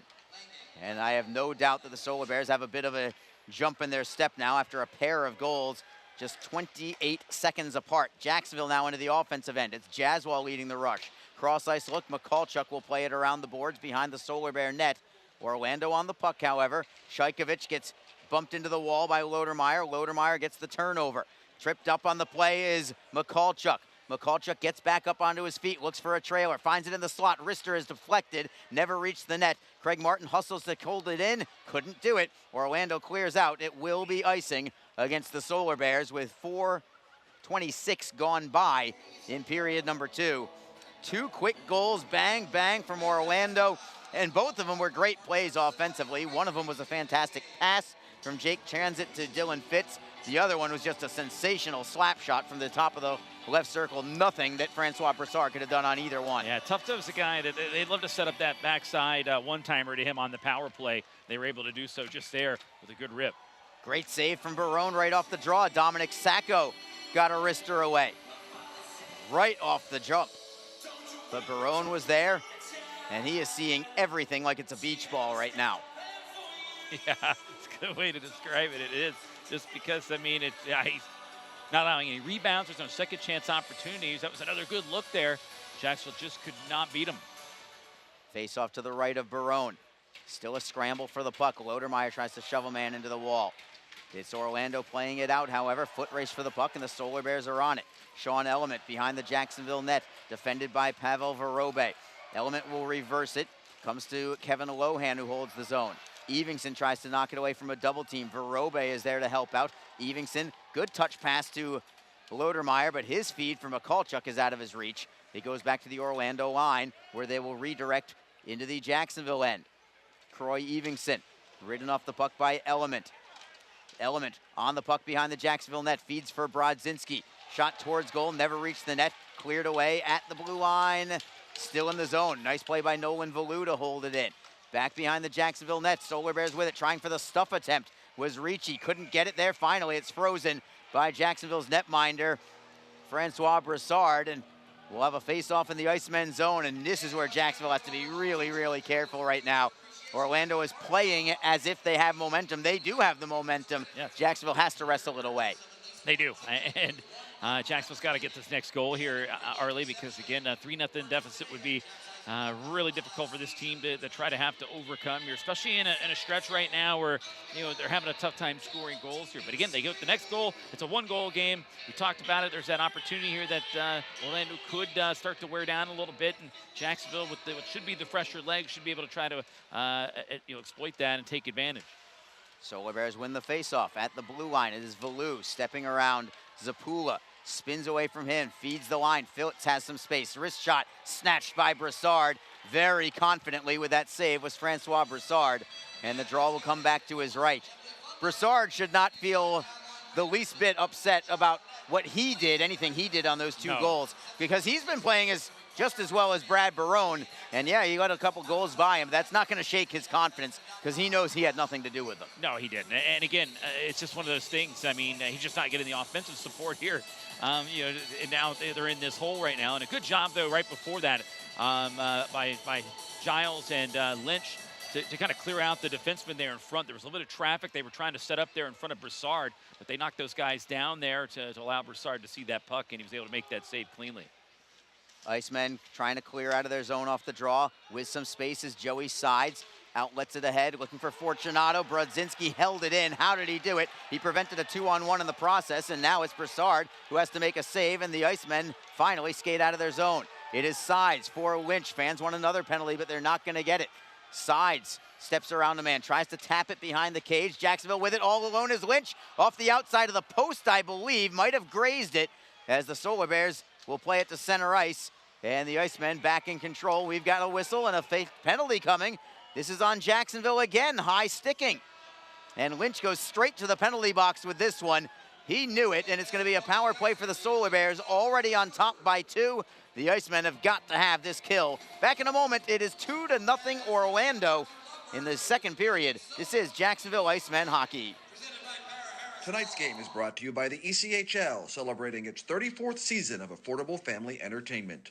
The ECHL would like to recognize the following league sponsors: AMI Graphics, official signage provider; Athletic Knit, official jersey supplier; Baron Rings, official championship ring supplier; BFL Canada Insurance and Sutton Special Risk, sponsors of the 2022 ECHL Hall of Fame induction ceremony; Flow Sports, the exclusive streaming provider of the ECHL; Geico, official auto insurance of the ECHL; The Fairley Group, official commercial insurance provider; Handbid, the official mobile auction app; Honig's, the official partner of the ECHL officiating team; Howie's Hockey Tape, official hockey tape and lace provider; In Glasgow, official puck provider; My Grey Group, your source for game-worn jerseys; Sideline Swap, official online marketplace of the ECHL; and Warrior, exclusive on-ice equipment provider of the ECHL and title sponsor of the 2022 ECHL All-Star Classic. Catch all of the ECHL action live in high definition by logging on to flowhockey.tv. Orlando on a power play. They just had an excellent effort to keep the puck in the zone initially. Finally, Roshan Jaswal will get the clear. The Icemen with Derek Lodermeyer and Nick Ford penalty killing. Ford in his first stint with Jacksonville, I thought he was very good in this role for penalty killing. Solar Bears through the neutral zone. It is Tufto cutting to the right. He's onside. He'll reverse it around the wall. Lodermeyer touches it for Berzola. Berzola at the line, over the line, fighting for it is Ford. He'll skate shorthanded one-on-one. Trying to go wide on Brodzinski. He'll kill some time, tapping it free, and the Solar Bears get it back in their own zone. Jacksonville gets a line change with Craig Martin now on the ice. Orlando skates into the offensive end. Ford still on the ice. He'll get another clear. Excellent shift there from Nick Ford.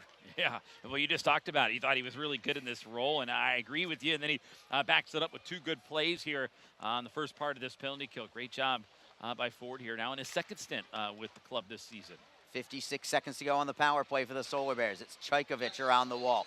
Goes by everybody. Jacksonville with it. They may have a 2-on-1 if they hustle. It's Martin shorthanded, waiting for a trailer. Martin around one man, throws it into the high slot, but he couldn't set up Joey's sides, and the Solar Bears get it back in their own zone. Loose puck briefly, but Orlando retrieves. Nolan Valou with 34 seconds to go on the man advantage. McInnes with a drop pass for Chaykovich. Chaykovich is over the blue line, going wide on Evingson. He'll take it around the wall. Lodermeyer hustles after it, but Orlando beats him to it. It's Evingson behind his net, turns and throws it ahead, finds an open man, and Martin 2-on-2 shorthanded. Martin waiting for another trailer. He's onside, shorthanded. Martin flipping it to the right for Lodermeyer. Penalty coming. This one's going to be on the Solar Bears. High sticking again the call. So I guess if it's not high sticking, it's not a penalty today. And Orlando heads into the box. Yeah. And the Icemen will be on a power play in 11 seconds. And perhaps this will be the boost that they need to get on the scoreboard. It's an opportunity, Arlie, and they need to really convert here as we're approaching the halfway point of regulation. And they'll get this kill here, and then they can focus in on the power play. We'll see what they got. We'll see what they can do. But certainly a great chance here for them to try to pull within one and get back in the game and get some momentum back on their side. Jacksonville has Jake Elmer and Derek Lodermeyer up front. Brandon Fortunato is at the top of the circle. Brendan Harris is at the blue line. So even though it's 4-on-4 for now, the Icemen are setting up as if it's a power play, and the Icemen do win the draw. It is Harris spinning away from a man. Has it poke checked loose by the Solar Bears. Comes out to center ice. Harris gets it back. He is double teamed, now triple teamed, as the Icemen finally get it at their own blue line. Jacksonville now on a power play. The Icemen 20th in the league at 17.6%. Orlando's penalty kill is solid, 6th overall in the league at 82%. Jacksonville over the blue line. Lodermeyer is onside. He'll wrist it in cross corner. Martin behind the net for Fortunato. The defenseman is in deep. Comes around the wall for Jake Elmer, spinning away from Langen. Elmer turns to his forehand, feeds the line for Fortunato into the bumper. It is Martin to the right circle. In control is Harris. Harris has a pass blocked right back to him. He'll feed the line for Fortunato. Left circle, it's Elmer into the bumper again. Knocked free, Martin with a drive. Score! A power play goal for the Icemen. They have finally found a way to beat Brad Barone. 11:02 to go in the second period. That goal could not have come at a more important time. The Icemen are on the board. They trail 2-1. Well, they're talking about being opportunistic. Here's the power play chance, the first of the game. This was that opportunity, and they convert, and they needed it early. Again, they've been knocking on the door all day, and not so much from the fact that this helps it make it a one-goal game. Maybe gets their minds right that, okay, this guy is beatable again. And so the Icemen getting this tally here from on Brad Barone, and kind of getting out of their heads here that maybe he was building something on them, because up until that point, he really was, Arlie, as we were talking a little bit about the break about it. But a big goal here for Jacksonville. We'll see how they handle it. Here come the Icemen again. Sides looks for a deflection. Couldn't quite put a stick to it. As Joey Sides keeps it in the zone. Along the wall, it is Zapula all the way to the blue line. He'll weave it with Verobe. Rister deflects off the helmet of Transit. Craig Martin's 15th of the year. Brandon Fortunato, I believe, the only assist on that goal at 8:58. A power play goal for Jacksonville.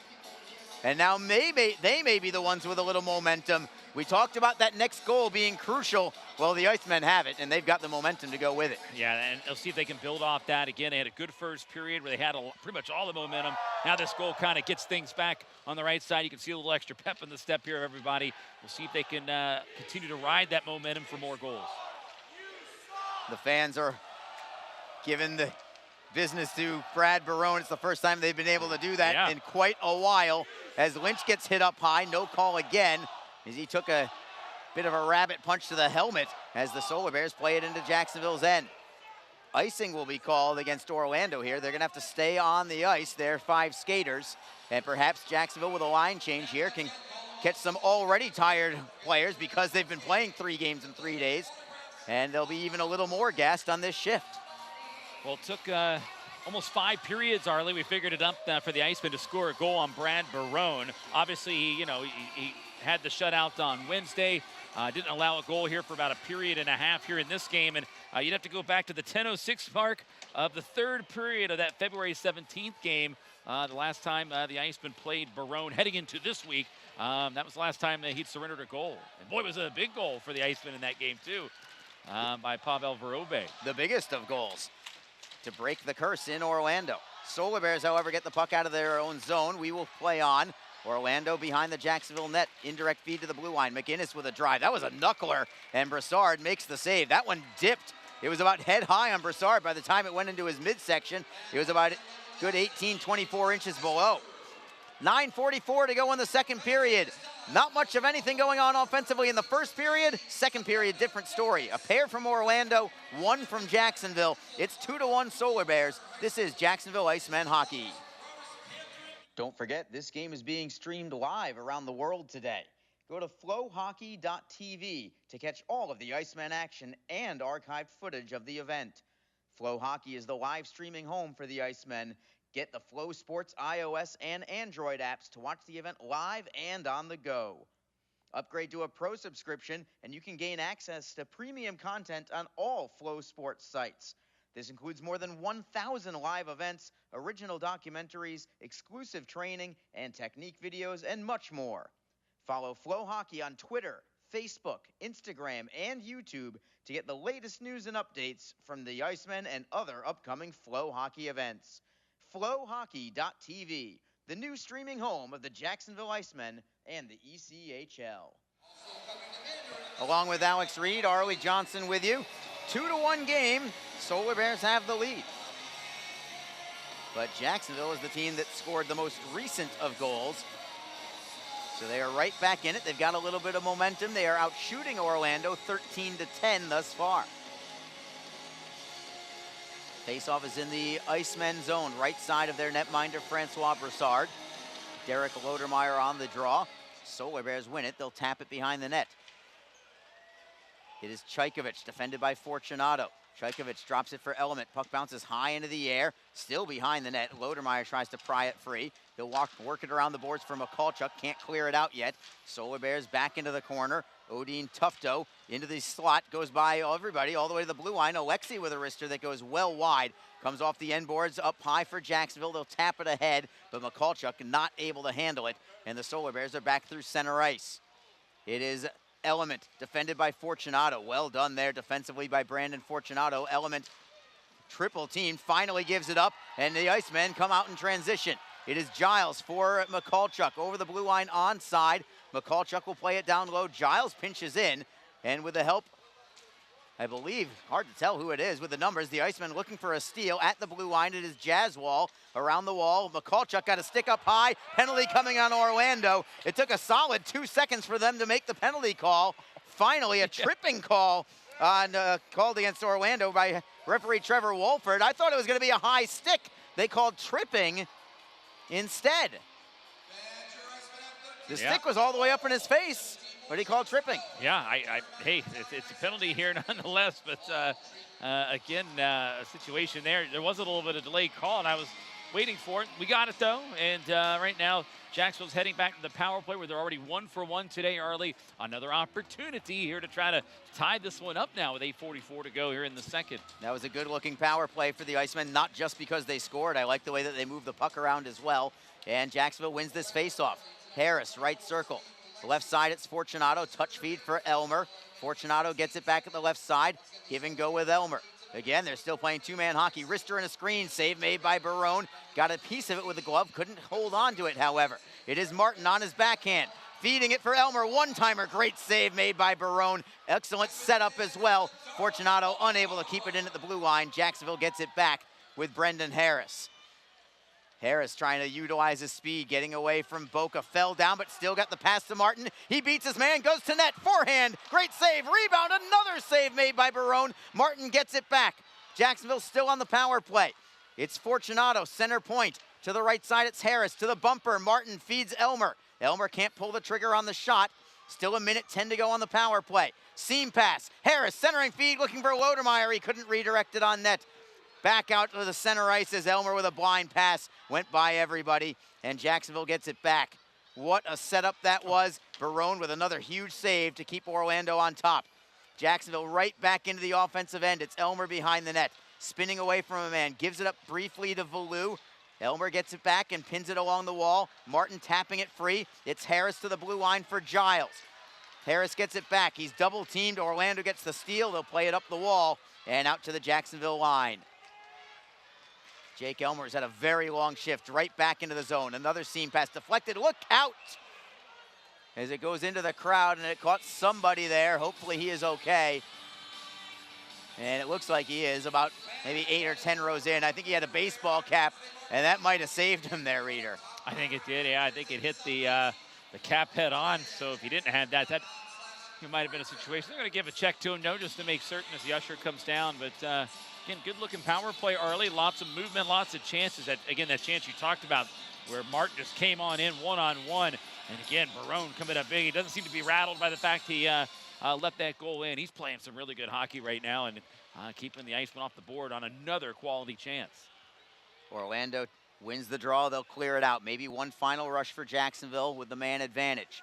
They trail 2-1. It's Pavel Vorobe at center. Skates over the line. Good feed to Lynch. Snapshot, save, no rebound. And then Lohan puts a face wash on Luke Lynch after the whistle.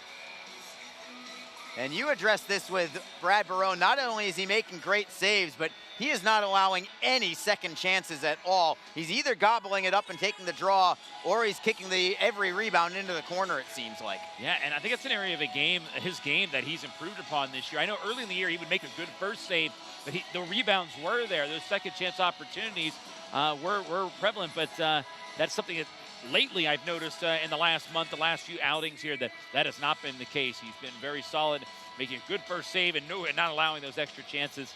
He's got good puck vision and good puck control here in the last few starts against Jacksonville, at least. Still 8 seconds to go on this power play for the Icemen. Luke Lynch at center wins the draw. Zapula with a one-timer that is blocked. Luke McGinnis making that block. Team's now back at full strength. We've got a man down. It is an Orlando player down. And they're going to have their trainer come out. I can't tell who it is just yet. Somebody from Orlando wants a piece of the Icemen. Who is that, Reader? Can you tell? I believe that's Tufto. I thought I saw on the video board here, I saw the 2 as he raised up and couldn't tell the other number. Then the reverse angle showed me the 6. So I believe it is Tufto. He's got a goal here in this game. He's a prospect of the Tampa Bay Lightning as well, but down on the ice, I did not see what happened though to him in the corner, and they're giving him a good look right now. No penalty on the play. Tufto just now getting up. Certainly want to wish him the best. We hate seeing injuries no matter who's on the ice and no matter what uniform they wear. He is skating back to his bench under his own power for now. Hunched over, but under his own power. I'm curious to see if he goes to the bench or the locker room, and he takes a seat on the bench. So hopefully he's going to be all right. Right now, his goal is the difference in the game. 2-1 in favor of the Solar Bears. Teams are back at 5-on-5. Draws in the Solar Bear zone. Orlando wins it. They will clear it. Too soft for icing. Broussard with a touch pass ahead. Finding Craig Martin. Martin drifts back into his own zone and then gives it up. Orlando with a soft shot on net. Broussard able to freeze it in front of Tristan Langen with 6:28 on the clock. Draw will be in the Jacksonville zone. The Icemen out shooting Orlando 16-11. Reader, yet another good nugget earlier in this period that Jacksonville, not only do they need the next goal, but they were hoping that maybe by the third period, you could be catching a very tired Orlando team. And maybe they get the equalizer here, maybe they don't in the second period. Either way, that could be the difference, is a team with jump in the third period in Jacksonville and a team that could be absolutely gassed in Orlando. It's definitely something to look out for. I mean, I've seen it many games at that third period. You see a difference in the guys. The third period of a 3-and-3, that is. And this team's been doing just that. So that's what Orlando's been dealing with. They've had to travel on the road for all of these games as well. So that doesn't help as far as fatigue. So if the Icemen could keep it close or find a way to tie it up before the close, that could be something we'll look out for here. But there's no excuse for Jacksonville. They had Thursday, Friday, and Saturday off, so they should be fresh. They'll have an opportunity to really bring the energy and jump on a team that could be fatigued down the stretch of this game. And with the exception of Wednesday night, when it was basically an even third period between the two teams, Orlando got the game winner in that third period, but it was relatively even. The two games prior, which also were losses for Jacksonville, one in a shootout. But remember, they outshot their opponents in the third period in those pair of games, 39-5. Wow.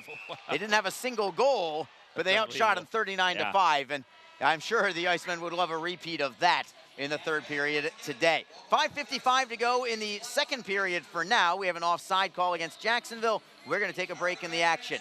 The Solar Bears are on top. It's 2-1 over the Jacksonville Icemen. You are listening to Jacksonville Icemen Hockey.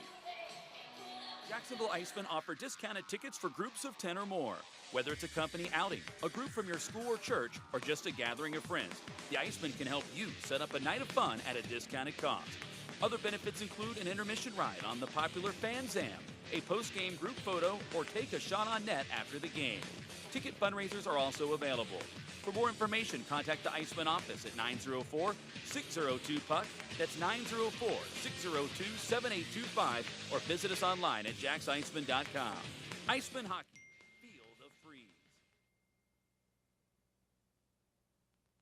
Best Bet Jacksonville and Orange Park are open and excited to bring you the best in poker, simulcast wagering, cocktails, sushi, and more. Visit bestbetjacks.com for more information. Best Bet, experience the best. We are back just in time for a little Sweet Caroline. I was back just in time after a little Sweet Caroline in Boston. Just got here about 40 minutes before the game, Reader. Yeah, that was. But I made it. You made it. Glad to have you. And oh, it is great to be here. They welcomed you back with the song. It's as if they knew. Yes. Back to play. It's a 2-1 hockey game. Orlando with it over the blue line. They're onside. Dylan Fitz with a wrister that is deflected up high. Comes off the boards for the Icemen. Ethan Zapula's pass deflected into the zone. They said that Orlando could have touched the puck, so icing waved off here. I'm a little surprised, but we'll play on just the same. I'm not mad about it. Solar Bears redirect in behind the Icemen net. It's Broussard feeding Sean Giles. Touch pass for Croy Evingson. Evingson with an indirect feed for Martin. He is able to deflect in, and the Solar Bears now will pick it up behind their net. The Icemen get a full line change on the fly. It is Lohan up the right side. Big hit by Giles. Oh, man, he demolished his player, and he is down on the ice, and here comes Jacksonville. It was Chaykovich who was up late, and what a great feed. It's Martin with a forehand off the post, and it stays out. Martin gets it back. Actually, I think it was Giles who got that shot away, not Martin. 28, not 29. Solar Bears back through center. They've got a three-man rush. Odin Tufto, who is back after a bit of an injury, but he is back out on the ice. Jacksonville gets the loose change. They'll tap it around the wall, and now we've got the net off of its moorings and a stoppage in play. Francois Broussard down on his knees right now. He is fine as somebody from Orlando went crashing into the net, and that was some exciting stuff there on both ends of the ice, and the Icemen about half an inch away from tying the game. Yeah, that was really close, Arlie. Again, Giles with the big hit, and then I think the shot there that you mentioned just clanked off the pipe. It was another good look. Again, that's just the way it is for Jacksonville right now. They cannot seem to get the goals to go on the other side of those posts, those crossbars, or some of those saves as well. They're just kind of in that little stretch right now. Again, they got that goal here, which is great, but they need to score a little bit more here, more consistency, because the opportunities are there, Arlie. I mean, they are creating some grade A chances. They just don't have what they would like to show for it. Piece of debris on the ice before we drop the puck. Faceoff will be in the Jacksonville zone. The Icemen knocking at the door, trying to even it up after trailing 2-0. All the goal scoring in this second period. Jacksonville wins the draw in their own zone. It's Craig Martin trying to get it away from a forechecking double team. Comes loose for Orlando, and getting a stick in the shooting lane was Brandon Fortunato. And the puck goes out of play. Tristan Langen trying to get that sharp angle shot away. Yeah, Langen, a guy that has had success against Jacksonville this year, comes in leading the team in scoring against Jacksonville with 6 points on the season. And I think he actually 7 points now. Freddie has an assist in this game on the power play goal. So Langen has certainly had a knack as far as production against Jacksonville this year. Icemen win the face-off. It is Berzola, nearly lost the handle, tries to get away from another man, but a steal from Orlando. They couldn't put the shot on goal. Jacksonville gets it back. Joey Sides, tapping it for Nick Ford. Ford can't get it deep. He'll play it back for Jazzwall at center ice. To the right side, Zach Berzola, onside on the right. Sharp angle shot, goes well wide, comes around the wall to the Solar Bears on the right wing. Three-man rush for them, but a good read there by Sides, playing defense, covering for Berzola there, as the Icemen get it behind their own net. It's Berzola up the left wing side. Joey Sides taps it off the wall safely to center. Icemen maintain possession by dropping it into their own end. Berzola has to take a pass, difficult one to handle. He had to take it off the boards and just safely move it out to center. Solar Bears right back in. Jazzwall tries to clear out. Orlando holds the zone. It is Transit looking for Luke Boca. It's out of his reach. Boca will reverse it to the near side. Transit playing it down low, but Zach Berzola is on it for the Icemen. Lead pass ahead, foot race for the puck. Jacksonville clears it, and they keep possession. Joey Sides one-on-one on Brodzinski. Sides circles the back of the Orlando net, waits for help. Centering feed, deflected away. Sides just couldn't get enough mustard on that backhand pass. That was a high degree of difficulty, and the Solar Bears clear it away. Sides right back with a deflection into the zone. He'll hop over the dasher and onto the bench. 2:50 to go in the second period. Jacksonville trails 2-1. Icemen with the puck at center ice. Nice shift by Zapula to take it over the line. Feeding to the right, it is Lynch looking to center. He'll shoot it instead. It goes wide. He gets it back and feeds the line. Evingson, a shot intentionally wide. Nice read there from Brad Barone to redirect it off the boards and tap it into the corner. And the Solar Bears will get the steal. Icemen tap it right back in. I've been impressed with Ethan Zapula today as Jacksonville gets the steal. It goes right through the blue paint. Nearly went off the skate of Barone, but Jacksonville keeps it in. Shot towards net, deflected away by the stick of Barone. Orlando will finally clear it out to center ice. Some good pressure again from the Icemen. It is McCallchuck at center ice. Finding Lynch, cutting the net is Zapula. Lynch couldn't get the pass away, and Orlando feeds it off the boards and out. Elmer taking the body on a man. That allows Verobe to knock it free. Jacksonville in their own zone. They'll move it for Brendan Harris. Harris is onside. He'll wait for a trailer. Good feed for Giles. He'll have to take it off the boards. It actually ended up being a bad feed. Good thought, but not a good look as a save is made the other way, this time by Francois Broussard. And the Solar Bears will play it all the way into their own zone. Barone had his hand up as if it was icing, but the Solar Bears were the ones who fed it behind their own net. Icemen cannot get a steal in the offensive zone. They do hold the play up at the blue line, however. A delayed offside against Orlando. The Icemen with plenty of time to skate out of their end. Fortunato through the neutral zone. Tripped up on the play as he clears in. It goes around the wall and all the way out to the red line. Nobody got a piece of it. So Fortunato will try it again. This time he'll pass it forward for Harris. It's too far in front of him. Joe Gareffa is on the puck now in the final minute of period number 2. Dylan Fitz will redirect into the corner. Gareffa on his forehand, centering feed. Good read there by Sean Giles. I think he's had a whale of a game today for the Icemen. Orlando back at center. McInnes away from a couple of men. Left circle, wrist shot is deflected. Giles is there again with the deflection. Ford takes the body on a man, but Orlando keeps the puck in. Rister deflects just wide. It went off a skate. That was a dangerous situation. 30 seconds to go in the period. Fortunato with a steal for Jacksonville. Spins away from one man, spins away from another, flips it up the wall, trying to find Ford. Ford drops it back for Fortunato. Double teamed. Orlando gets a steal. Now it's stolen back by Jacksonville. Martin will play it in. Could be icing. It will be icing against Jacksonville. Clock stops with 12.8 seconds to go. I think that was a necessary icing. You've got some players that have been out there for quite some time. Martin and Fortunato, that they look a little gassed here.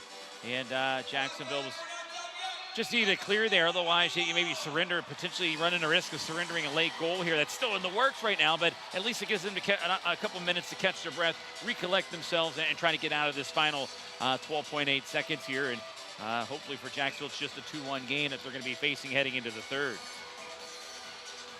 Don't want anything crazy on this face-off. To the right of Jacksonville netminder Francois Broussard. The Icemen do win it. They do not clear it. Brodzinski, 5 seconds to go. Slap shot deflected wide. Orlando with a good opportunity there. Another centering feed. Broussard will move it behind his net to keep the clock moving, and time will expire A good period from Jacksonville after the first 3.5 minutes, but it was Orlando who got a pair of goals in those first 3.5 minutes. They went ahead 2-0. The Icemen regroup and get a goal from Craig Martin on the power play, set up by Brandon Fortunato. And Reader, here we are, Jacksonville down by a goal in the third period, where you've got a team in momentum with Jacksonville. You've got a team that is at least theoretically tired in Orlando. Let's see if those two things come together, and perhaps we have a Jacksonville comeback in the works in the third period today. Yeah, the recipe's starting to, the recipes on the counter, all the pieces you need. We'll see if Ice can cook up a little bit of a comeback here in this one, and they'll have that opportunity. They have the momentum. They got it back here after losing it for a little bit in a stretch. And I mean, Orlando's only got 12 shots on goal right now through 2 periods of play. This is not a surprise. Jacksonville playing so well defensively. But again, the Icemen getting some opportunities, and they could not convert on some more of those. But hey, they got the goal. It's a 1-goal game. They did exactly what they had to do once they fell behind 2-0. That was get the next goal. Now they got themselves in a position where they could potentially try to get this thing turned around and maybe come out of here with the W. Orlando this year, when leading after 2 periods, they are solid. 15-1-1 when leading after 2 periods. But something tells me, I got a sinking suspicion, they may have an extra blemish on their record by the time this one is over today. I like it. You heard it here first, Reader. Oh, I love it. We'll take a break and return in a couple of minutes. We are going to have ECHL week with the legendary Barry Schickling. Don't go anywhere. 2-1 Orlando after 2 periods. This is Jacksonville Icemen hockey. The Jacksonville Icemen are always looking to give back to the communities of North Florida. The team offers a ticket fundraising program that many local nonprofits and schools and charitable organizations can take advantage of. The program is simple. Your organization sells tickets to an Icemen home game, and a portion of each ticket purchase will go directly to your cause. This is a fun and easy way to raise money and gain exposure for your organization or school. For more information, contact the Icemen office at 904-602-PUCK. That's 904-602-7825, or log on to jacksiceman.com. Just be in control. With free interest checking and great digital tools, Community First makes smarter banking simple. Add an account at justbeyourself.com. Community First Credit Union. Just be yourself. Federally insured by NCUA. NHL players have amazing talent, and some of the very best developed right here in the ECHL. Beagles in, he scores! Now, follow all your favorite ECHL alumni every night on NHL Network's primetime hockey show, NHL Tonight. Both teams recognize how big this matchup is. Fire save by Dubnik, rebound! Goosebump stuff. NHL Tonight, every night 6 Eastern on NHL Network. Hi, everyone. This is Allie McDeal from the Best Bet Poker Rooms. Experience the popular Vegas-style game, Fortune Pai Gow Poker. Both locations are now playing Face-Up Pai Gow. It's more fun to play than ever. You could win up to $25,000 on a single $5 bet. Come play at either Best Bet location today. What is your role in the fight against cancer? The answer could be as simple as driving your car. For many cancer patients, getting to and from treatment is one of their toughest challenges. The American Cancer Society needs volunteer drivers to help provide transportation for people in your community. Through the gift of a lift in your car, you can help patients take one more step in the road to recovery.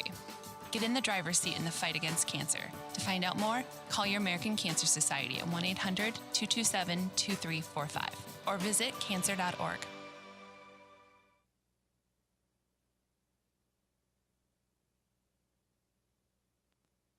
One team tries to return to the playoffs for the first time in 7 seasons.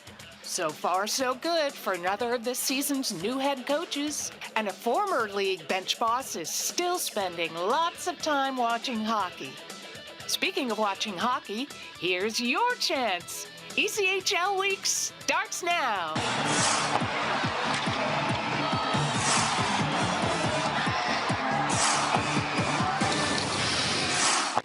Hi, welcome to another edition of ECHL Week. I'm Barry Schickling, and we're very happy to have you with us. From top to bottom, there's no division in the ECHL this season that is tighter than the Mountain.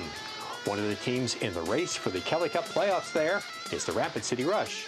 We recently spoke with a few members of the team to get their take on how this season has been progressing for them.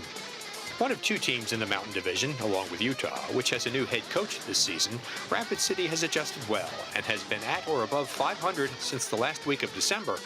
Stephen Bayless leads the team with 20 goals. Yeah, it's gone well for a lot of guys that are having really good seasons. I think, a lot of guys were given an opportunity that maybe we wouldn't have had somewhere else, and we had a good coach come in with Birdie, and Gator's been here before, but, it makes a difference when you have a nice structured coach that really works on guys individually, and we're all working together and we all have the same mindset. I think this team's really big on structure, details, and hard work. That's our motto going into every game is we're going to outwork our opponent. No one's going to outwork us on the ice. And I think that's probably like the starting foundation for us, right? And then we'll take care of the rest. New head coach Scott Burt, who headed to South Dakota after being an assistant coach with Idaho, has, like every other ECHL coach, had to deal with the constant roster changes during the season. But he's dealt with the challenges and embraced the benefits. And my job is to maximize the potential of every player and giving guys opportunities to get to the American League and stay there. So, at times it does come a little bit challenging, but also at times it's rewarding for some of the players. Guys such as Stephen Bayless and Logan Nelson haven't had the opportunity to get to the American Hockey League, and those guys getting those opportunities. So we've had a fluctuation of players up and down, and it's been good for our group. Birdie said he believes in pairs, and Nelly and I have stuck together all year, and we find each other out there. He's having a great year. He's having a career year, and we always play well together. He's a great player. And then we had Butchie up there. We've been playing with him for a couple months, I want to say, and we've clicked ever since day one, and we're all doing well offensively. We just got to work on the D side of the puck.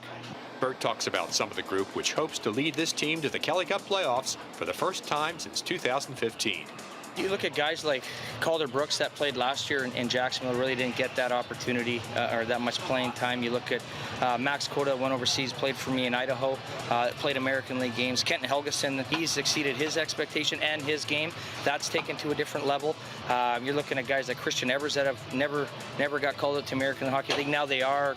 Quinn Wickers played last year college hockey. Now they're getting called up. Our goalie Lucas Perique, who's still junior eligibility, and he's standing on his head for us. So they all like it. It's funny when they come back. They're excited to come back. Not like, oh, we're getting demoted to the ECHL. They're excited. They love our group. We have a tight-knit group, and we just want to build from there.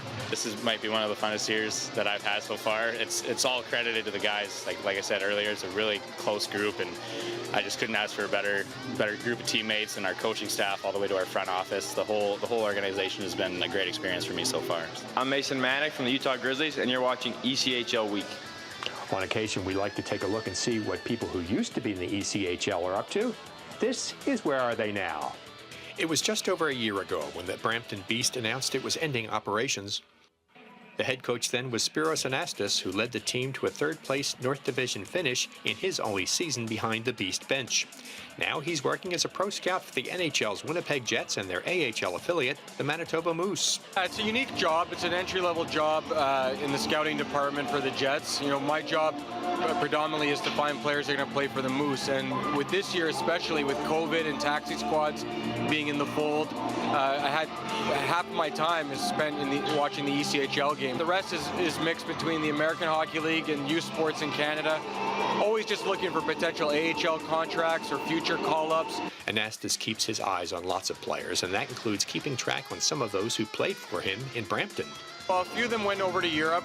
Some real key performers like Dan Levins, TJ Melanson, Matt Petgrave. They're having good careers in different countries in Europe. There's guys that are still playing in this league. Jackson Leaf, came off a championship with Fort Wayne last year, and he's bounced around a little bit this year, but he's having a good season. And Chris Martinet is having a real good year in Toledo, and we actually called him up to the Moose, and I was really happy to see him play really well for 3 games for us. During his travels, Anastas doesn't hesitate to inform those around him about the role the ECHL is getting better at all the time, helping people in all departments of a hockey team develop their talents and abilities. But I think Ryan Creelan, Joe Ernst, Joe Babick, Dan Petrino, the whole front office, they've done a great job of growing this league. Keeping it alive through the pandemic, making sure teams are getting those affiliations, and making it a true developmental league, not just for players, but for broadcasters, for training staff, for coaches.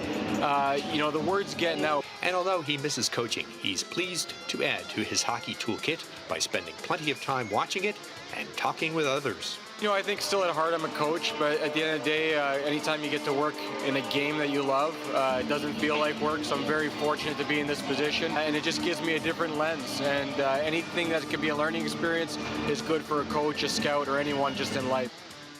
One of this season's new head coaches and highlights, too, when ECHL Week continues.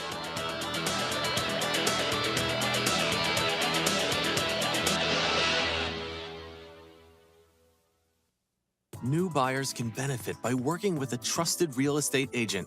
Will Springer is your trusted advisor for buyers and sellers. For a free consultation or to find an agent in your area of the country, contact Will today.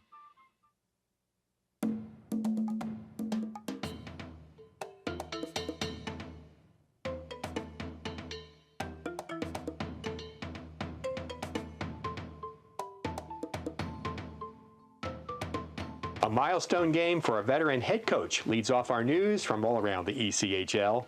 Tulsa head coach Rob Murray coached his 1,000th pro game last weekend. In his 5th season with the Oilers, he's accrued about a third of those 1,000 games in his current position.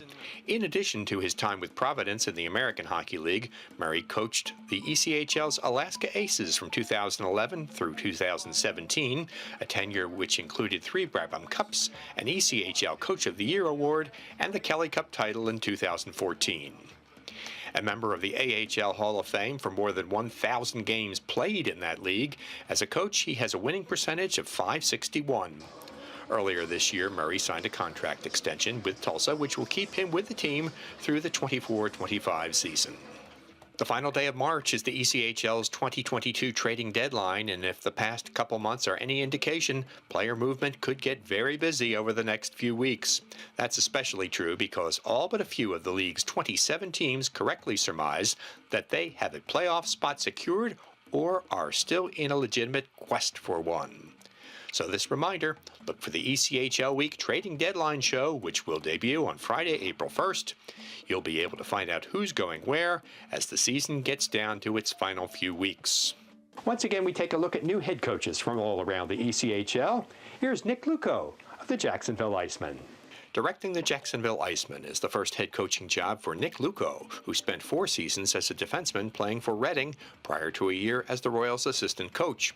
His big picture philosophy is basic. I try and be myself. If players read right through if you're fake or phony, and I just try to bring the same mentality every day, like we talked about before, being even-keeled, just easy to talk to, a lot of communication, and I think it's been paying off in our room. I think the guys really like playing here right now, and we have a lot of fun on and off the ice. But like I said, when the game starts, we dialed in, and again, some success because of that.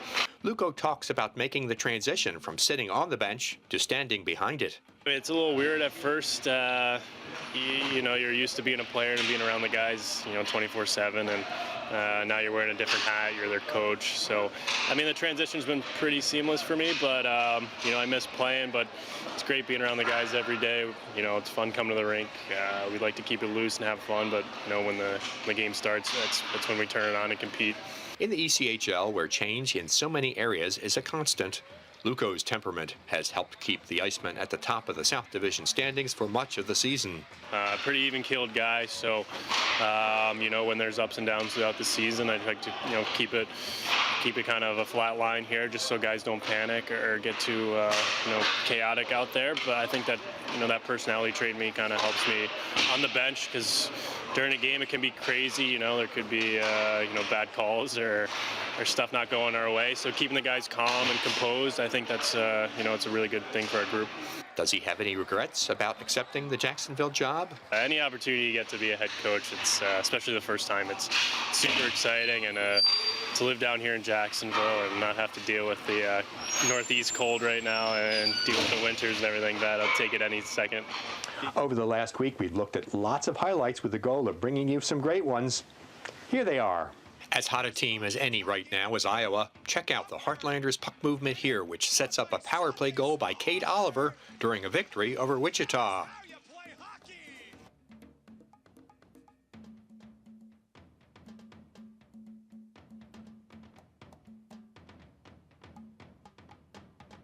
Here's another goal in an extra man situation. This one's a great example of getting the puck past a screened goalie. Mike Lee of Kansas City drills it home, and it ends up being the game winner in a victory over Utah.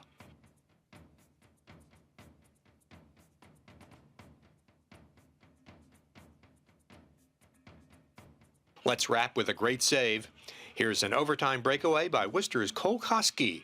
Idaho goalie Jake Kupski closes the door and allows his team to earn 2 points a few moments later. Back and forth, and both netminders coming up strong. That wraps up another edition of ECHL Week. Thank you very much for watching. Make sure to follow us on all of our social media channels. They'll help keep you up to date on everything that's going on throughout the ECHL, all the time. See you next week. One of many Pink in the Rink celebrations around the league this season had cancer survivors scoring goals during this special night in Reading. We always love seeing these pucks enter the net.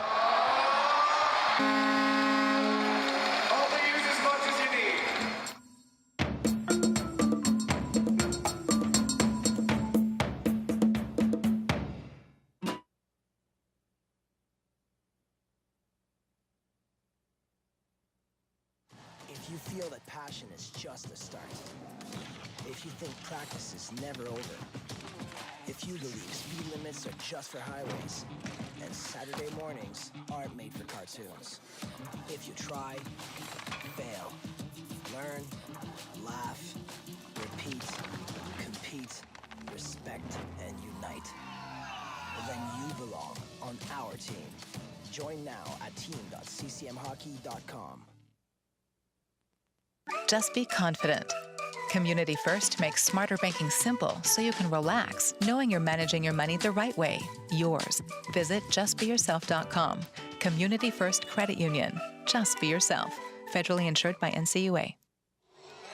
We are back.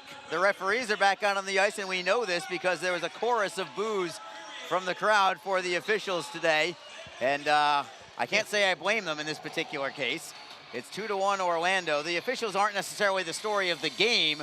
Right now, the story of the game is still Brad Barone for the Solar Bears. He's been tremendous between the pipes. Tremendous again, and the Solar Bears got to be very thankful for his outing here. He's really kept them in this game, and they're up 2-1 because of his play. And they know that, and they're going to try to do everything they can to provide him a little bit more support. But we talked about it. Sometimes it plays a factor, sometimes it doesn't. But again, this is the third period of that third game in a 3-3 for Orlando.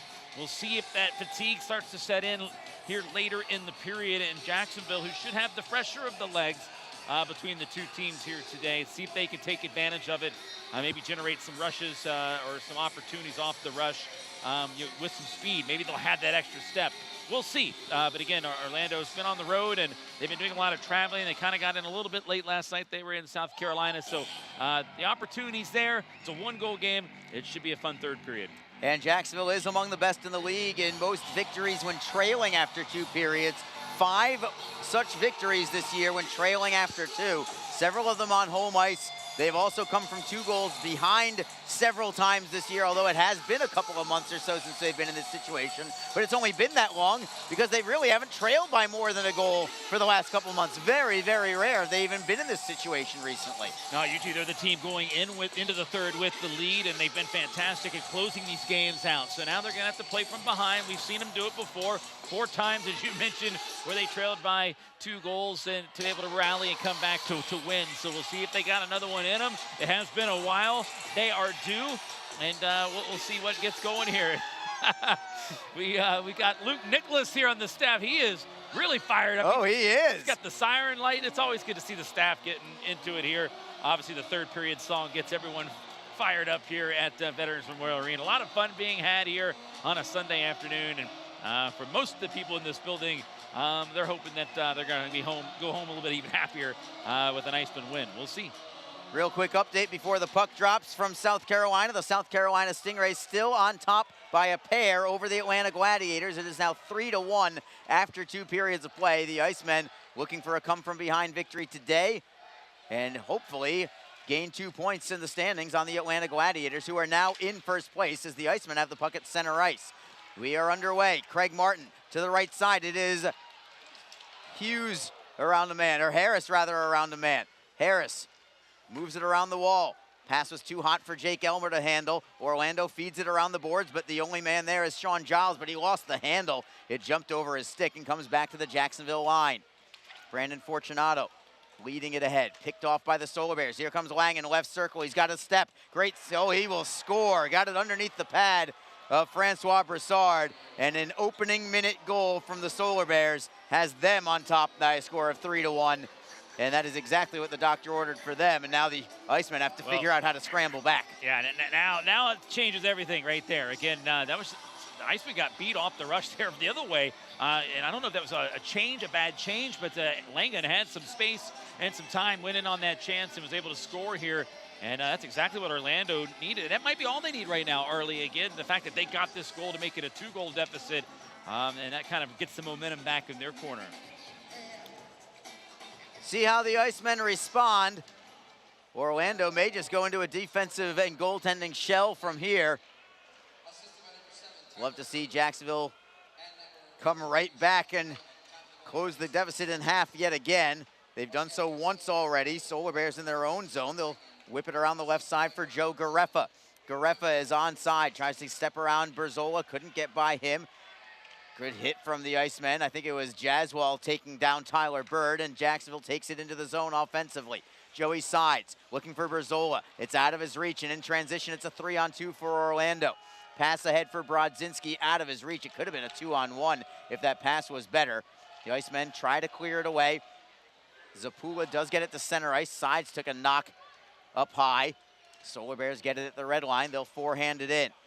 3-1 Orlando. They just scored in the opening minute of this third period. Jacksonville with the puck. It's Croy Evingson, cross ice. Dangerous pass, but it worked out well for the Icemen. McCulchuk with a wrister on goal. Save is made. Rebound taps to the blue line. Held in by Evingson.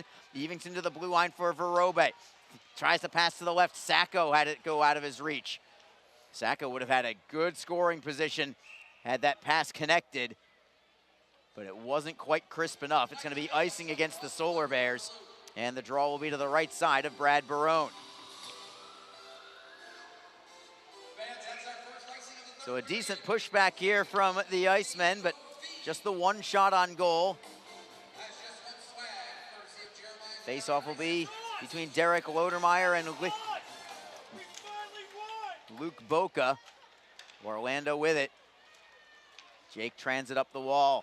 Can't set up Dylan Fitz, but Fitz is on the puck first, so he prevents an icing. Look out, Luke Boca went crashing into the boards under his own power, and then a big collision at center between Alexi and Derek Lodermeyer. The Icemen have the puck at center ice. It's Sacco into the zone. McCulchuk, good feed into the slot. Fortunato scores! Brandon Fortunato, his first goal as a member of the Icemen, and there's still lots of time. It's a 3-2 contest. Jacksonville does respond quickly. What a great feed that was from McCulchuk to Fortunato, who made no mistake over the glove of Brad Barone. It's a 3-2 game. Yeah, it's a 3-2 game here, and Orlando was arguing something, but Fortunato, what a great play there by McCulchuk to set him up with that opportunity. And great job there by Jacksonville, and they get a good response here. They come right back to make it a 1-goal game, and I think they are going to take a look at it. For potential interference. And this is going to be close. I just looked at the replay up high. It definitely appeared that there was at least a small amount of contact. I believe it was the Orlando player that made contact with Barone. The question is, was that player kind of nudged into his own goaltender by a Jacksonville player? It was Derek Lodermeyer doing exactly what you're supposed to do, drive the net. It was a perfect net drive from Lodermeyer, as long as he stays at the top of the crease. That's the part that we're not sure of, and that's what this replay is going to show. At least it's what they're going to show Trevor Wolford.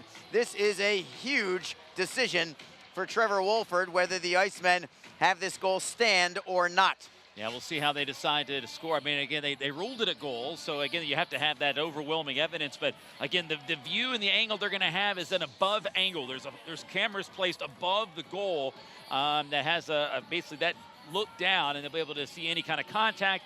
You can see if the puck crossed the line. There's no chance. There's no questioning that. But it's really going to be whether or not there was contact with the goaltender. And as we learned in that Norfolk game, Arlie, it kind of started this winless streak for Jacksonville. They had a goal taken off the board. maybe, arguably, we didn't agree that it should have been in that situation, but we thought that the goaltender put himself in that position. But it seemed like that's where everything changed for Jacksonville here in the last week, was that moment. Now here's a chance for where a video replay could change things the other direction if this one were to stand. Yeah, last week the Icemen definitely had a goal not go their way, a replay call where a call was overturned. They could ill afford to have that happen again right now. But it's all up to Trevor Wolford, who's watching this with linesman Tanem Wyonzik.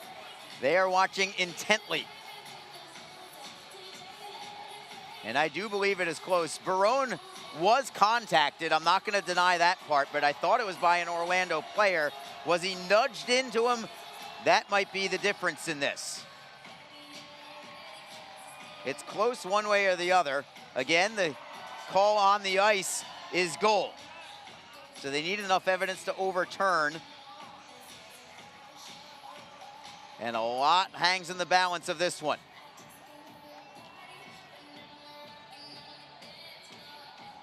They are still looking at the iPad. They have an overhead view. The officials have a view that nobody else in the building has. The Jumbotron doesn't have it. We don't have it. It's their own view from the ceiling on down. First time the Icemen have seen Trevor Wolford. He is a newcomer to Jacksonville anyway. Not sure if he's been officiating maybe up in the north or in the west. Regardless, it's his first time here in this building. Fans have been all over him all afternoon. We'll there's only a see if he maybe gains some fans with this decision. This is a biggie. Wolford is out of the box. No goal. He waved it off. He waved it off. He's going to go straight to Nick Luco, who has got to be frustrated beyond all belief. Here's another replay reader on the Jumbotron. He's got the Wes McCauley dramatic pause there, but again, some contact there in front. This is the angle that I don't think they were looking at. This is the angle that the broadcast has. Yeah, and it's just tough to tell if there was contact from that angle. There's no doubt. That replay won't show it. The first replay saw that there was a small amount of contact just as the puck was going in. I feel terrible for Brandon Fortunato, too. As long as he's gone without a goal for Jacksonville, he finally gets one, only to have it disallowed by an extremely marginal call. And the crowd all over referee Trevor Wolford right now. So the Icemen still down by a pair. It is still 3-1, and the crowd is in complete disbelief that that goal didn't count. Nick Luco, I can only imagine, is just seething behind his bench right now. But Jacksonville has to regroup. They have no other choice. Icemen back into the zone. Elmer cannot step around Nolan Valou. Valou chips it off glass into the Jacksonville end. Foot race for the puck, and the Solar Bears are on it first. Drop pass to Odin Tufto. Tufto to the goal line for Chaykovich. Tufto gets it back to the line. It is Valou. Can't take the shot. Brodzinski feeds it to the right circle. Turnaround shot. Glove save is made by Francois Broussard. And the clock stops with 16:44 to go. But you can tell the wind is just out of the sails of the crowd right now, wondering how that goal was not allowed, especially considering that it was a goal on the ice. The original call was goal. And perhaps the overhead view showed a little something that we didn't see. Either way, the Icemen have to figure out a way to come from 2 goals down now. Here come the Icemen, centering pass from sides, knocked away by Brodzinski, tapped up the wall, held in by Jacksonville. Excellent play. Zapula looks to center, all alone it is Lynch. Forehand, and he moved it wide, well wide to the far post. He kind of pulled that shot. Lynch gets it back behind the net. Another centering pass, that's intercepted, and the Solar Bears skate with it. Joe Gareffa over the blue line, gives it up there. Jacksonville right back in transition, but Lynch couldn't get a piece of it.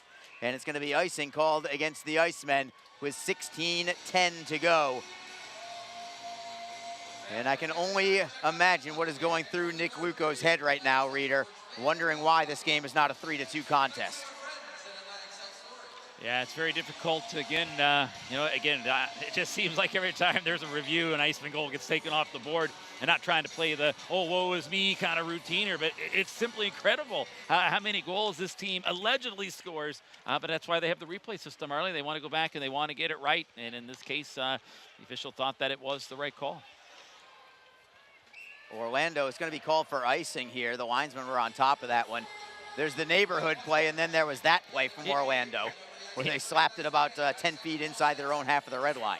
Yeah, it was not all that necessary in that situation. But, you know, Arlie, and you talk about these goals. Is it a goal? Is it not? But, you know, what it really is doing, and we saw that in the Norfolk game, we really started this 3-game slide for Jacksonville. It's just momentum killers, you know. Yeah. Like their momentum went right out the building that day, and it wasn't their best effort. But again, it could have been a situation where it changed the dynamic of that game. And then here it is, another opportunity, get the momentum back. Oh, no, you don't. Backhander just wide, getting it back to the Icemen. It was Sacco who had the opportunity. I think he's had a strong game today. Sacco at the blue line, turns and fires it into the corner off a deflection. Derek Lodermeyer tries to keep the play moving. Orlando chops it off the wall. Dylan Fitz looks to clear, blocked at the line. Solar Bears get it back. They'll play it ahead for Jake Transit, who gets wiped out by Croy Evingson, allowing the Icemen to take over. Jacksonville trails 3-1. Good outlet pass for the Icemen. McCallchuk 2-on-2. McCallchuk trying to step around the man, waits for some help. He'll feed it off the wall behind the Orlando net. Lodermeyer tied up with Kevin Lohan. Lohan leaving the puck for Orlando at the blue line, over the blue line. Foot race for the puck, and it's Jacksonville in control. Verobe with a spin move around somebody, a 360, and the Icemen will play it into an open corner. Solar Bears right back out to the Icemen blue line, however. It's Brandon Fortunato. Gets wiped out on the play. Centering feed for Orlando. They couldn't get the shot away. Jacksonville right back with it. At center ice, it's Brendan Harris. To the right side, Elmer's going to walk in. Shot on net, save made. Barone with the glove. It was a beauty. 14:44 to go in the third period. Jacksonville continues the pressure. But again, down by 2 goals instead of 1.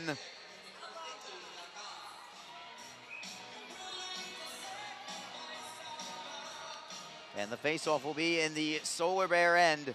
Brendan Harris with Zach Berzola right on top of him at the top of the right circle. Solar Bears win the draw. It's Brodzinski, loses it to Harris, he'll score! A dead giveaway from Orlando. Brendan Harris cashes in. Brad Barone had no chance to recover.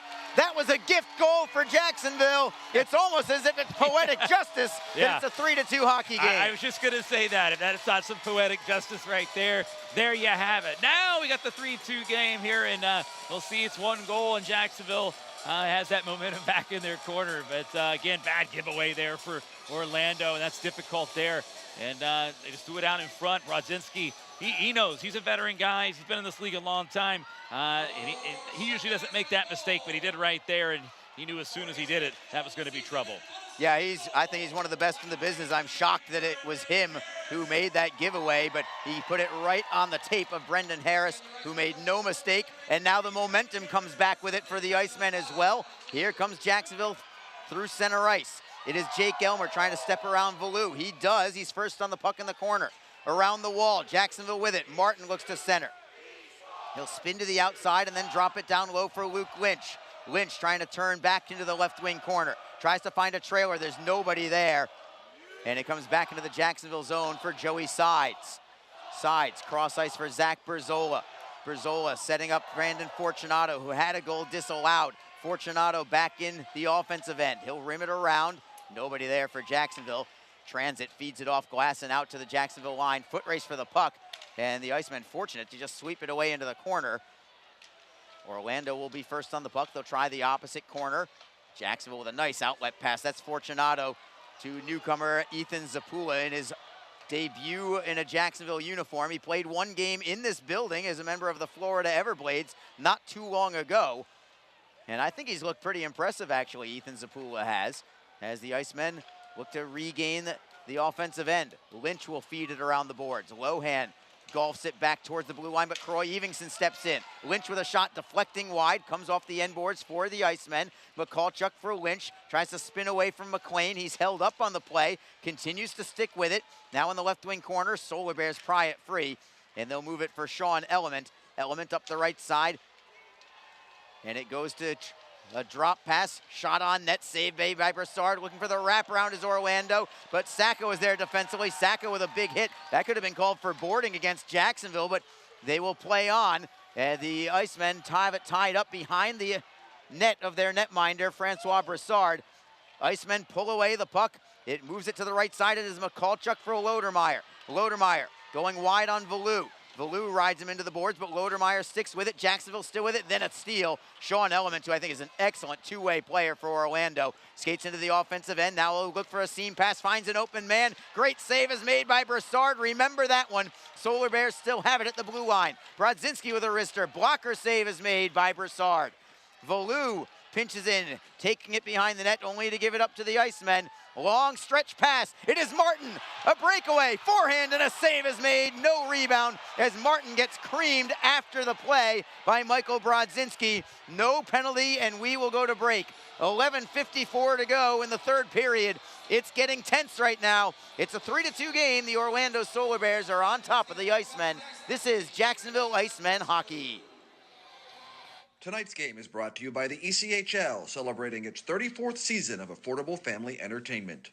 The ECHL would like to recognize the following league sponsors: AMI Graphics, official signage provider; Athletic Knit, official jersey supplier; Baron Rings, official championship ring supplier; BFL Canada Insurance and Sutton Special Risk, sponsors of the 2022 ECHL Hall of Fame induction ceremony; Flow Sports, the exclusive streaming provider of the ECHL; Geico, official auto insurance of the ECHL; The Fairley Group, official commercial insurance provider; Handbid, the official mobile auction app; Honig's, the official partner of the ECHL officiating team; Howie's Hockey Tape, official hockey tape and lace provider; In Glasgow, official puck provider; My Gray Group, your source for game-worn jerseys; Sideline Swap, official online marketplace of the ECHL; and Warrior, exclusive on-ice equipment provider of the ECHL and title sponsor of the 2022 ECHL All-Star Classic. Catch all of the ECHL action live in high definition by logging on to flowhockey.tv. Set up for a great finish. The Icemen looking for their 6th victory of the year when trailing after 2 periods. They're still down by a goal, however. Solar Bears win the faceoff in their own end. They'll clear it out. Still lots of time left in the third. 3-2 contest. 11:44 to go in the third. Jacksonville breaks through center ice. Can Martin get there? No. Loose at center, and it comes free for the Icemen. Harris is tripped up. Penalty coming. And it's going to be a power play for the Icemen.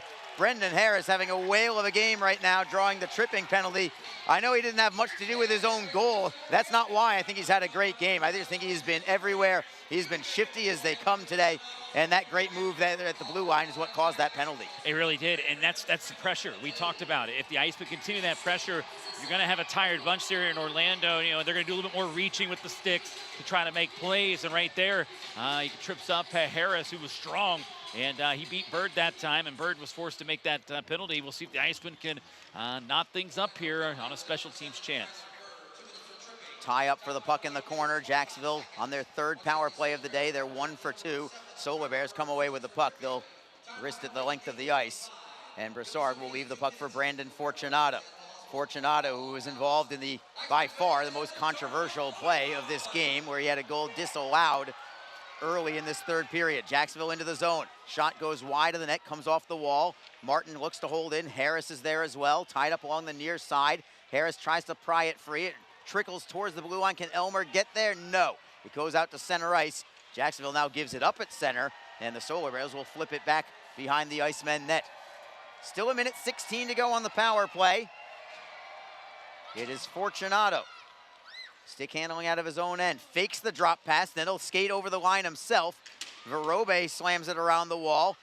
First on it is Martin. Great feed for Lodermeyer. Tried to find Fortunato. He was better off taking the shot there. Jacksonville loses control, and the Solar Bears will clear it again. Let's go Icemen, the chant from the crowd, trying to carry them to what would be an equalizing goal midway through the third period. It's Sean Giles for Jacksonville. Up ahead, deflects free for Lynch. Verobe tries to hold it in. Bad communication there, and the Solar Bears get another clear out. 33 seconds to go on the power play. It's Giles with a drop pass Zapula nearly lost the handle, gets it back to Giles. Long stretch pass, Lynch is there to the right side from McCallchuk. Clean entry into the zone, McCallchuk into the corner. It is Lynch behind the net, plays it off the wall for Zapula. Zapula right circle, tries the seam pass, it's deflected away, held in at the line. Giles taps it off the boards into the corner. Nolan Valou playing it behind the net for Brodzinski. He'll turn and clear it to center. That will do it on the power play. Jacksonville now 1 for 3 with the man advantage as Tyler Bird is out of the penalty box, and now Bird with the puck right out of the box as Orlando plays it in, looking for Bird. It was just out of his reach. Verobe takes a man down as the Icemen cannot clear it, just held in at the blue line. Loose puck, bouncing puck belongs to the Solar Bears.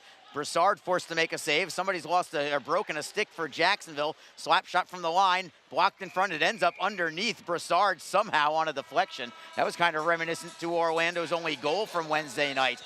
As we will go to break with 9 minutes, 11 seconds on the clock in the third period. Jacksonville desperately looking for the equalizer. They trail by a score of 3-2. This is Jacksonville Icemen hockey. Don't forget, this game is being streamed live around the world today. Go to flowhockey.tv to catch all of the Icemen action and archived footage of the event. Flow Hockey is the live streaming home for the Icemen. Get the Flow Sports iOS and Android apps to watch the event live and on the go. Upgrade to a pro subscription and you can gain access to premium content on all Flow Sports sites. This includes more than 1,000 live events, original documentaries, exclusive training and technique videos, and much more.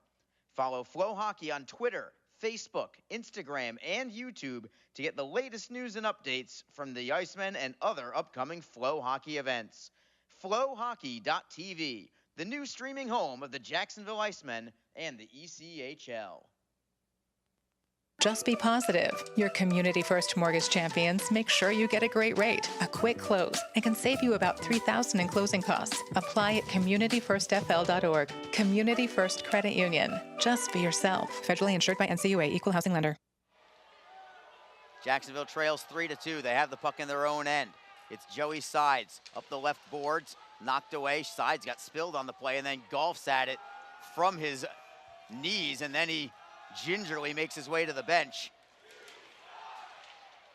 Bouncing puck at center. Nick Ford onto the ice, trying to move it away from Chaykovich. Takes a couple of men and allows the Icemen to get possession of the puck. That was good effort there from Ford, who's getting a rare shift in this third period. Jacksonville tries to clear into the zone. There you have it. It is Lodermeyer on the backhand. Blocker save is made. Rebound to the right circle. Jacksonville still has it. Fortunato steps around Odin Tufto, leaving it in the corner, trying to find Ford. Martin is there also. Martin pries it free. Craig Martin looks to move it forward. It's a steal. Breakaway Orlando. Sean Element on Broussard. Backhander denied. Great save by Broussard. Rebound cleared away to the Orlando blue line. Francois Broussard with 2 fantastic saves. And now we've got a whistle and a penalty. Is it going to be too many men on the ice against the Solar Bears, I wonder? My voice just went Peter Brady on you there. Great reference. Thank you very much. I am a child of the 70s. Too many men on the ice on Orlando. What a sequence of events in about a 5-second period of time there. A breakaway for Sean Element and a phenomenal save by Francois Broussard as the Icemen clear it away. An Orlando player comes onto the ice from the bench and touches the puck. It's too many men. And Jacksonville to the power play with 8:13 to go in the third period. Yeah, the Icemen dodged a bullet there, and big thanks to their goaltender. Keeps it a one-goal game there. Element with a great move, and Broussard didn't budge, made the big stop, and then just the other way, Orlando gets the extra man on the ice there. Another chance for Jacksonville to try to even this thing up. Icemen win the face-off. Harris can't handle the pass initially, but he gets it off the wall, takes it all the way down to the goal line extended. Harris tries to knock it free, looking for Harris. Knocked free by Orlando. It goes by Elmer and out to center ice. It was a bouncing puck. He had one chance to swipe at it and he missed it. Now it's Elmer through the neutral zone. Clean entry into the zone for Elmer. Beats his man wide, takes it behind the Orlando net. Taps it away. Blind pass picked off by Orlando and cleared all the way down to Broussard. Broussard outlets it ahead. It is Harris at center ice. Back for Craig Martin. The Icemen quickly back into the offensive zone. Puck slides towards Barone. He'll scoop it up and take the face off. And still plenty of time on this power play with 1:21 to go.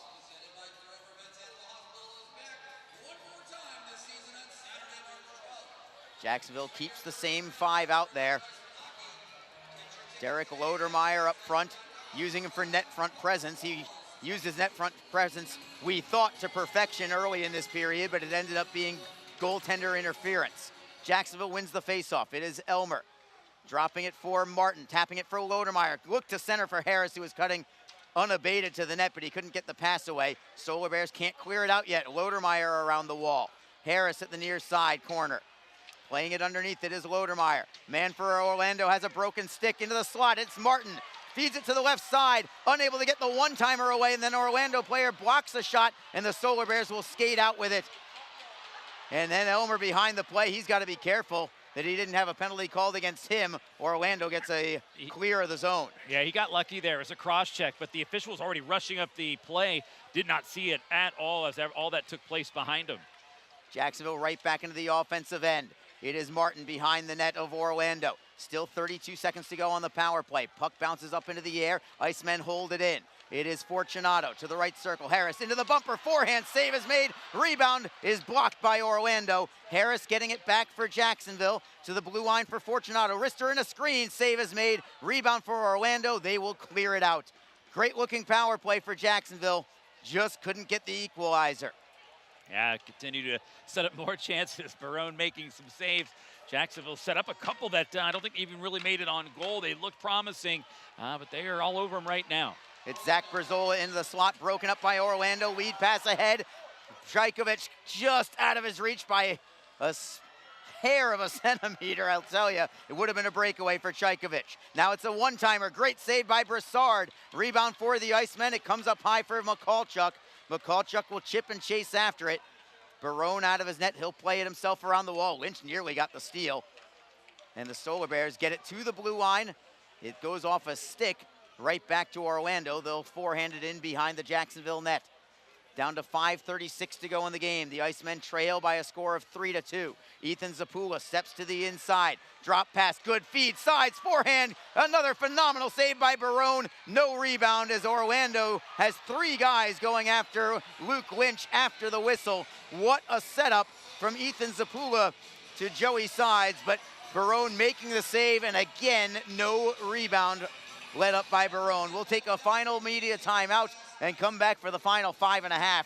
Jacksonville is down 3-2. This is Jacksonville Icemen hockey. The Jacksonville Icemen offer discounted tickets for groups of 10 or more. Whether it's a company outing, a group from your school or church, or just a gathering of friends, the Icemen can help you set up a night of fun at a discounted cost. Other benefits include an intermission ride on the popular Fan Zam, a post-game group photo, or take a shot on net after the game. Ticket fundraisers are also available. For more information, contact the Icemen office at 904-602-PUCK. That's 904-602-7825, or visit us online at jacksicemen.com. Icemen Hockey, feel the freeze. We are back. Arlie Johnson with Alex Reed. 5 minutes, 27 seconds to go. Jacksonville trailing 3-2. They had a disallowed goal early in this third period that has created quite the stir. A goal from Brandon Fortunato that was ultimately waved off by referee Trevor Wolford. The Icemen have scored since then from Brendan Harris, but because of that initial disallowed goal, they remain down by 1. And we'll see if the Icemen can find a way in the closing minutes to, at minimum, get this one to overtime. Yeah, the Icemen, they are plugging away. They are getting some opportunities. They just haven't had the puck luck here at all. And, of course, when they are able to get through there, we talked about it, like a broken record here. Barone has come up big here for his club today. He's really bailed them out on several occasions. And let's give hats off to Broussard, too. Yes. A couple of mishaps by the Icemen as well. They're still in this game very much because of the play of Broussard. Just another goaltender's duel here today. Few more goals in this one than the one on Wednesday, but just the same, these goaltenders have been stellar. Jacksonville out of their own zone, we resume play. It is Lynch over the blue line, looking to get a give and go from Sides. Could not get the give and go pass, however. Sides does hold it in, he'll reverse it to the right side. It's Ethan Zapula. Zapula trying to set up Lynch, deflected away by Orlando. into an open wing on the right side. Luke Boca chips it ahead, got a hit from Lynch. Solar Bears play it to center ice. Jacksonville right back in possession. Sides on the backhand will sweep it in, and the Icemen get a line change.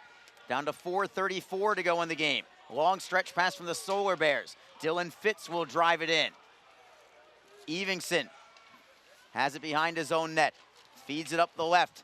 Elmer touching it free for Martin. That starts the rush. Back to Elmer on the left wing. Elmer waits for a trailer. He'll drop it back behind instead for Harris. Looking for Verobe. Back behind the net. It is Harris. Harris shakes off for a checker. Tries to center. It is deflected. Comes back to Jacksonville. It is Elmer. He's got a man on him as well. Martin and Elmer doing some 2-on-2 work around the near side wall. Orlando trying to pry the puck free. Croy Evingson steps in. This is about 20 feet away from the blue line, still tied up there. Less than 4 minutes to go in the game. Who's going to end up with this puck? It finally pops high into the air, tapped away by Orlando and played out to center. Foot race for the puck.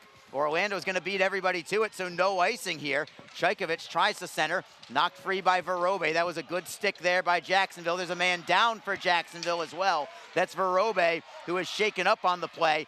Icemen have the puck. It is Croy Evingson up the left side for Sacco. Sacco will clear in. Verobe finally gets up and makes his way towards the bench. Not sure how he is. Either way, Orlando knocks it into the Jacksonville zone. Broussard, a long stretch pass, intercepted at center by Valou. Slap shot deflected over everything, over the glass, over the netting, and into about the 5th row behind Francois Broussard. So we're getting to be about at that time again, Reader, in the final 3:08 here. We'll be watching for Francois Broussard to see if the Icemen can get an extra attacker on the ice and perhaps get the equalizer. They had 2 great chances on Wednesday night in this situation in the final 5 seconds, but Brad Barone made 2 huge saves to preserve the 1-0 shutout victory. It's Jacksonville with the puck in their own zone. Up ahead, looking for Lodermeyer, who will deflect in.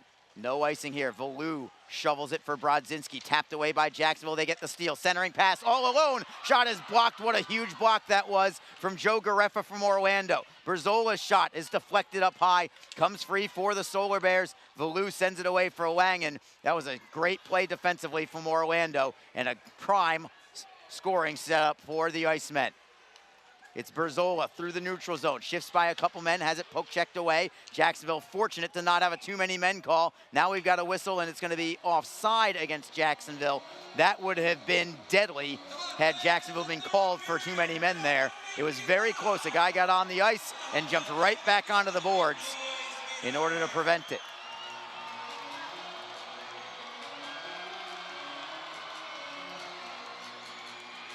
.2:23 to go in the contest. Jacksonville trails 3-2.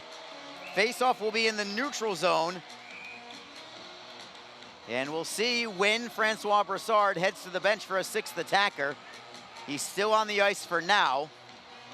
I'd like to see the Icemen gain possession in the offensive zone.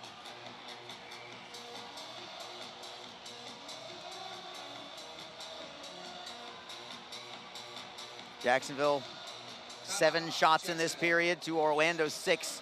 Timeout is called. Who called that timeout there, Reader? Was that Jacksonville that called the timeout? I did not see it there, Arlie. I was looking down at the score sheet here. I think that it was. Didn't see which way the official had pointed. If it was, I'm a little curious about the timing of the timeout because of the faceoff at center ice. Also, some further bad news for the Icemen from Charleston. The Atlanta Gladiators have scored 3 goals in the first 7.5 minutes of the 3rd period to go from 3-1 down to 4-3 ahead. Atlanta looking to increase their winning streak to 9 straight if they hold on to that one. Yeah, Hugo Waugh has been sent back down from the American Hockey League with the go-ahead goal. Yeah, he's a good player, Arlie. That's a big jolt for that lineup there offensively. He's fast, and he has 2 shorthanded goals against the Icemen this year alone. Dangerous player. So the Icemen can't worry about that. They've just got to try and figure out their own stuff. And what that figuring out is they've got to find a way to get the equalizer in the final 2 minutes and change here. Puck goes into center ice. Broussard is still out there as the Icemen have it at their own blue line. Lead pass ahead, deflected in by Lodermeyer. There goes Broussard. Jacksonville is first on the puck. Trying to clear it is Bird. Fortunato steps up. He'll hold it in. Back to the blue line for Luke Lynch. Lynch off the glass behind the Orlando net. It's Lodermeyer. Around the wall for Harris. He lost the handle and Orlando clears it to center. Down to 1:51 to go in the game. The Icemen looking for the equalizer. It is Fortunato. Over the blue line, Luke Lynch onside. Harris drives it around the wall to the far side. Tyler Bird tries to redirect it. It is tied up in the corner. Comes free for a bouncing puck. Nobody can get the handle yet. Elmer takes a man down, gets the puck free. Lodermeyer behind the net. Centering feed, knocked away by Orlando, not cleared. Harris to the blue line. Fortunato, left circle. It is Elmer. Elmer looks to go back to Fortunato. Slap shot is blocked by Bird. Fortunato gets it right back to Elmer. One-timer, he fanned on it. Elmer gets it back, however, at the left circle. Fortunato waiting for a one-timer. Shot on net, great save by Barone. Rebound for Orlando, up the wall. And it's free for the Solar Bears. They can't get it on net. Fortunato, a great play. Jacksonville's right back in. Final minute of regulation. Solar Bears, Michael Brodzinski turns and clears, tries to clear it out. It is knocked free by Orlando. Tufto for Bird, moves to the open net. He will score. And the Solar Bears with an empty netter in the final minute. And it looks like they are 47 seconds away from defeating the Icemen for the second consecutive game. And Orlando, who came in here in their third game in 3 days, Jacksonville with some rest, but it didn't matter this time as the Icemen not enough on this occasion. And the winless streak is going to go to 4 straight, Reader, all of them on home ice. Yeah, no doubt. Not how Jacksonville had envisioned this. And I think they had an opportunity today, Arlie, against a team maybe limping in, but it just wasn't there. Again, I didn't think they played terrible at all. They generated a lot of chances, but again, didn't convert on those chances. And you could say, hey, Barone played a good game. He did. But again, there were some chances the Icemen just did not bury. A couple times you set up chances and you shot it into the goalie. And then, of course, you had the moment earlier in the period where the goal was taken off the board. That plays a role here in this game too, Arlie. Tough day for sure. Tough week here for Jacksonville. Penalty on Orlando. It's going to be high sticking with 18 seconds to go. Not going to matter at this point. Yeah, shocking. And then after the whistle, Berzola going after Kevin Lohan just to stir things up. I don't mind this at all from Jacksonville's perspective, and perhaps this makes things a little nastier going into Wednesday. I have no issue with this from Zach Berzola at all. Yeah, I'm not certain what started this one at all, but again, these two teams, they play each other a lot, they see each other a lot, but it very rarely gets heated. And it's good to see a little bit of a fire between these two teams because you don't see a lot of it like you do when the Icemen are playing someone like Florida or South Carolina. So just a little bit of extra stuff here. And Stephen Oleski is that guy that plays that role here for Orlando. So Berzola kind of went after that guy, and the two of them having a little bit of a chat. Alexi, I believe, is going to get escorted to the locker room. Berzola, I think you're right, though. I think he's just trying to stir things up a little bit and let them know that, hey, we'll see you again here soon, real soon. Yeah. That being on Wednesdays, 2 teams will be here. Yeah, send a message that we're not going to back down. We are angry. We are ready to go for Wednesday. It didn't go the way of the Icemen today, but I like the tone that is being set. I know the last time the Icemen had a little bit of a downward slide. I had a chat with Nick Luco, the head coach. He said he wanted to see more jam out of his team, Reader. And I think he might want that yet again. And that's a nice little indicator maybe to carry over into this upcoming Wednesday, as the Icemen have lost the first 2 of these 4 games against Orlando, and they need to find a way to get back into it. The Solar Bears are now catching up to the Icemen in the standings at this point with these 2 victories against Jacksonville. With the win, Orlando's going to go to 60 points. They're only 4 points behind the Icemen. Yeah, it's amazing how quickly things can turn, but that's how big these games are, Arlie. The 4-point swings, we talk about them. And Orlando is sitting there. They've got 2 games against Jacksonville head-to-head. So 2 4-point swings going in their favor. They're going to have 2 more opportunities at it. You're right, Jacksonville needs to be very careful. I mean, Again, Orlando certainly has maybe been down. We talked about maybe the top three teams were kind of on their own little area, and then Orlando's in their own tier. Orlando's getting themselves back in the conversation, Harley, and we'll see how this plays out in the next couple of weeks. But you're right, it's a good point. They are creeping up slowly, and they have an opportunity to do some more damage next week on Wednesday and Thursday. Jacksonville with a shot on net. Another great save by Barone. That is fitting as Orlando clears the zone, and that should do it. A little context on the standings. Orlando is 4 points behind Jacksonville, but the Icemen do still have 3 games in hand on the Solar Bears as well as time ticks away, and that will do it. The Orlando Solar Bears have defeated the Jacksonville Icemen this afternoon by a final score of 4-2 in a game that the Icemen felt that they had some promise going into it, coming off a loss, being a little upset, having a few days off to get into it. Orlando was a team that was supposed to be the more tired team, but they did not play like it. Give a ton of credit to the Solar Bears for the way that they came back in this one, as they have won 4 of 5 this afternoon, or this week, I should say, or 3 of 4 rather, 3 of 4 for Orlando. 2 of them against the Icemen and 1 of them against South Carolina. And again, with Atlanta ahead now on South Carolina in the third period of their game, that just makes things all the more dicey right now. There's a minute left in that game with Atlanta, and so the Icemen could be as many as 8 points out of first place now behind the Atlanta Gladiators, and it's going to get tougher and tougher. They do have several games in hand, and they've got some decent competition, but it's going to be very difficult. They've got to be able to capitalize on those chances when they face the likes of Norfolk and everybody else. They have to get these victories when they have these games in hand, and they did not cash in today. They did not, and looked as if maybe they're going to get a little help either way, whether they won or lost today. Then that quickly switched. Shows you how Atlanta, they were able to come back and get the job done. They came back in their game. Jacksonville had the chance. They just could not do it as well here today. Just a difficult game, frustrating game. Again, because, when you look at the team, they're not playing poorly, Arlie. It's just, it's one of those things where it's just they're not capitalizing. I mean, they're creating some great chances. I think at times they're outplaying and outpacing, and they're doing outchancing. Everything's there except for either they're running into really good goaltending, which we know that they are, but they're just not cashing in on their chances. They're not being opportunistic, and that's something that's really hurt them here in the last 3 or 4 games, Arlie. 4-game winless streak now for Jacksonville. They'll try and snap it on Wednesday. Once more, it is the Icemen hosting the Orlando Solar Bears on Wednesday, and then the 2 teams will travel to Orlando on Thursday evening. So with the loss, Jacksonville goes to 30 wins. They're stuck on 30 wins right now, 17 losses. Still a phenomenal record for the Icemen. 2 overtime losses, 2 shootout losses for Jacksonville. Orlando with the victory again, a good week for them. They are now 28, 22, and 4 on the year.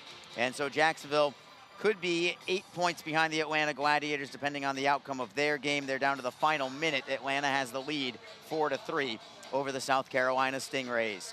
Thank you so much to Gemstone Media for our production for today. Of course, thank you to our off-ice officials that always do such an incredible job. Alex, for you, this is Arlie Johnson saying good day. I hope you have a wonderful Sunday evening and a great week ahead. We'll be with you again on Wednesday evening when the Icemen, for the 3rd straight time, host the Orlando Solar Bears.